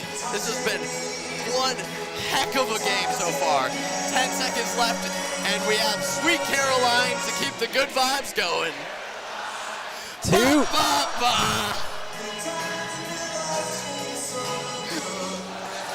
2-1 the score for the North Bay Battalion. The Barrie Colts taking the timeout. But what an opportunity that was. So the battalion get the turnover the battalion come down the ice, as he said. Zito's there. Almost get the goal. Barrie comes back down, and that was their big line there coming into the zone. And they got a good setup pass to punt it at the line, but just could not get it through DiVincentis, who has seen everything since the first period. The Colts have pulled their netminder. Thornton is on the bench.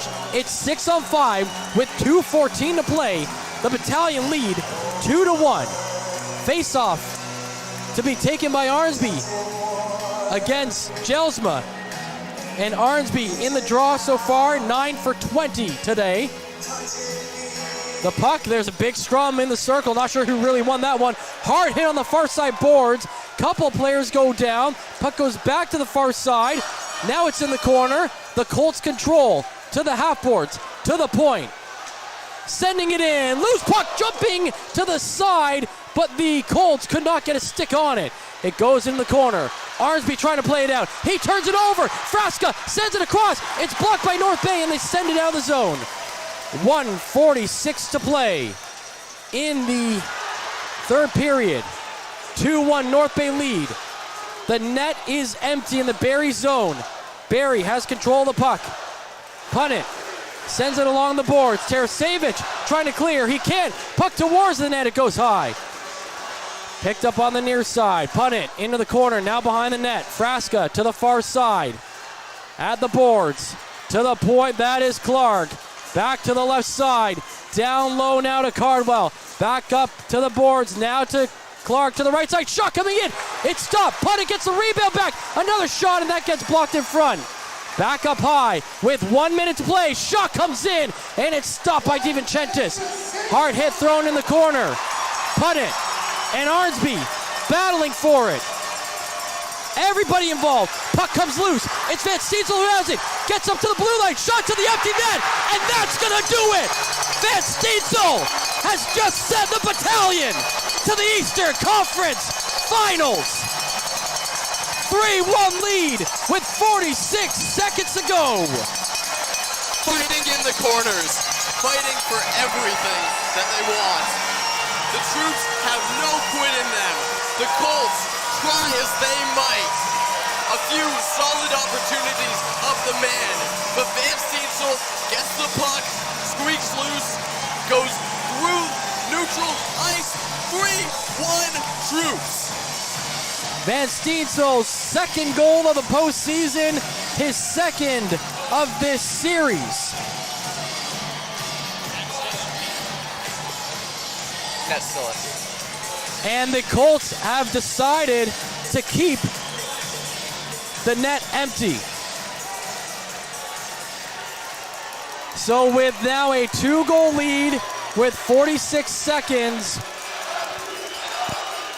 the battalion are in the driver's seat.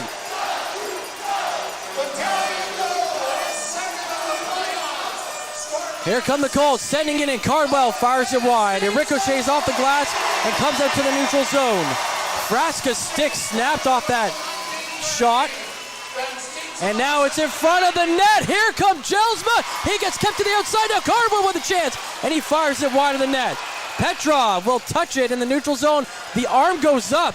And they're going to call a hook against the North Bay Battalion. Are they calling a penalty shot?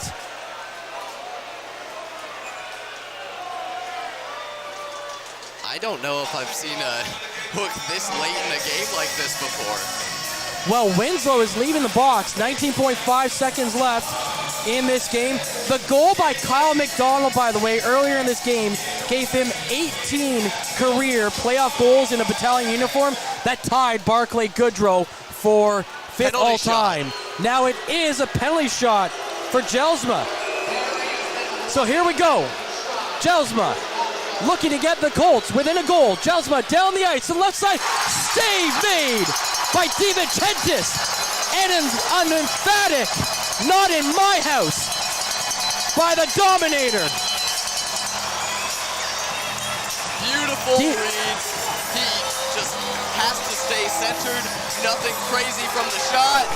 Keeps calm, keeps cool, keeps being Dom, and ices this one. Beautiful stuff from the goaltender. He's been fantastic. Only goal he gives up this entire game is an odd man rush, and from there on out, he has been cold. Makes 27 saves, not including that stop on the penalty shot there. The Colts keep 6 men out there with 19.5 seconds remaining.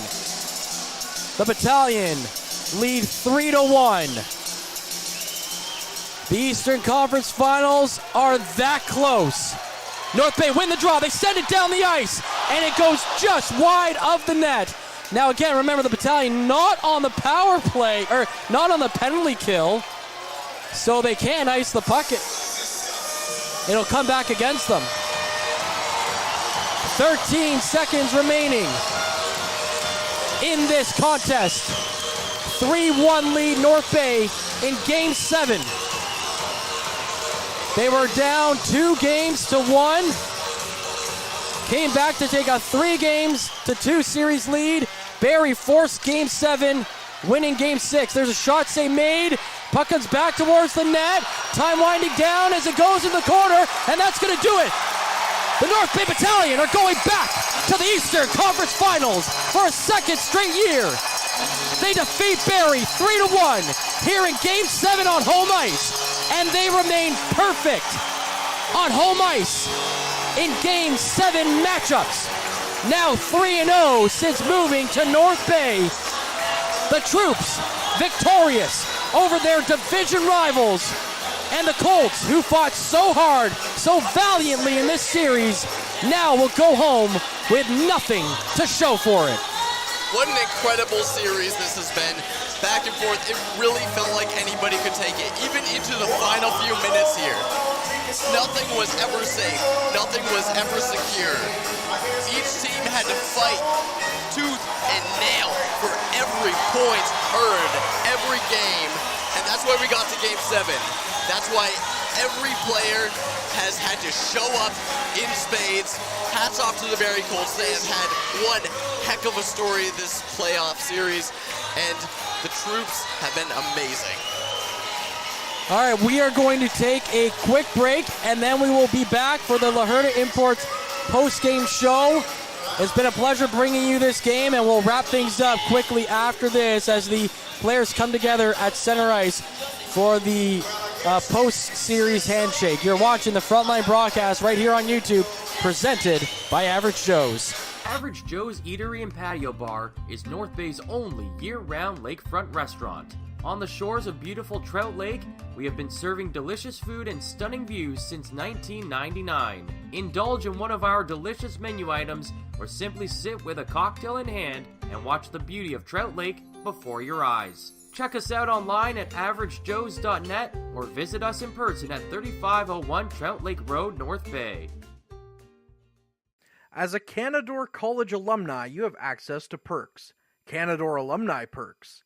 This is a lifetime membership that includes special access to great offers, opportunities to get involved, and so much more. Graduates can access discounts and special offers from businesses and hotels locally, across Canada, and internationally. Get information on special events and news, or access the alumni job portal. Keep in touch with Canadore's alumni office. Visit canadorecollege.ca/perks. Great things happen here. You rely on your vehicle to take you to the places that matter most to you. So bring your vehicle to the team you can rely on to keep it running at its best. Dave's Automotive Services. Whether you're getting your car or truck ready for the season with a tire change, making sure you're safe on the road with an inspection and certification, or doing your due diligence to keep your vehicle in tip-top shape with regular maintenance, Dave's Automotive Services has you covered. Expert troubleshooting, quality repairs, and time-efficient labor are the 3 stars of service you can expect when you bring your car or truck to Dave's Automotive Services at 411 Airport Road. Call 705-478-5544 and book your appointment today. The Frontline Podcast, Season 3. Courtney Kenny, Matthew Sukram, Derek Lindemann, Bob Coles, and Ben Long bring you closer to your favorite teams like never before. Covering everything to do with hockey in the North Bay area, exclusive interviews with the North Bay Battalion staff and players, expert analysis on the OHL, NOJHL, and more, keeping you up to date on all things Voodoos, Trappers, Lakers, and more. It's a new season, it's a new adventure. The Frontline Podcast Season 3. Available wherever you download your favorite podcasts. Tonight's 3 stars is brought to you by Dave's Automotive Services, 411 Airport Road in North Bay. Expert troubleshooting, quality repairs, and time-efficient labor are the 3 stars of service you can expect from Dave's. The second star of the battalion, number 31. Welcome back. Matthew Sukram with you here alongside Harrison Clements. And we are getting our La Herda Imports 3 stars. I believe second star was Dom DiVincentis. I think the first star went to Ty Nelson, who had 2 assists, and the number 1 star was Kyle Jackson. So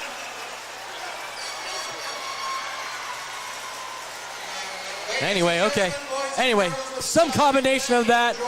We thank Dave's Auto for sponsoring the 3 stars. What a finish, Harrison. I mean, this was a game where the battalion, up until the 3rd period, probably had no right winning, and then they come from behind. Not only did they have to come from behind in the series, but they had to come from behind in this Game 7, and they pull it out 3-1.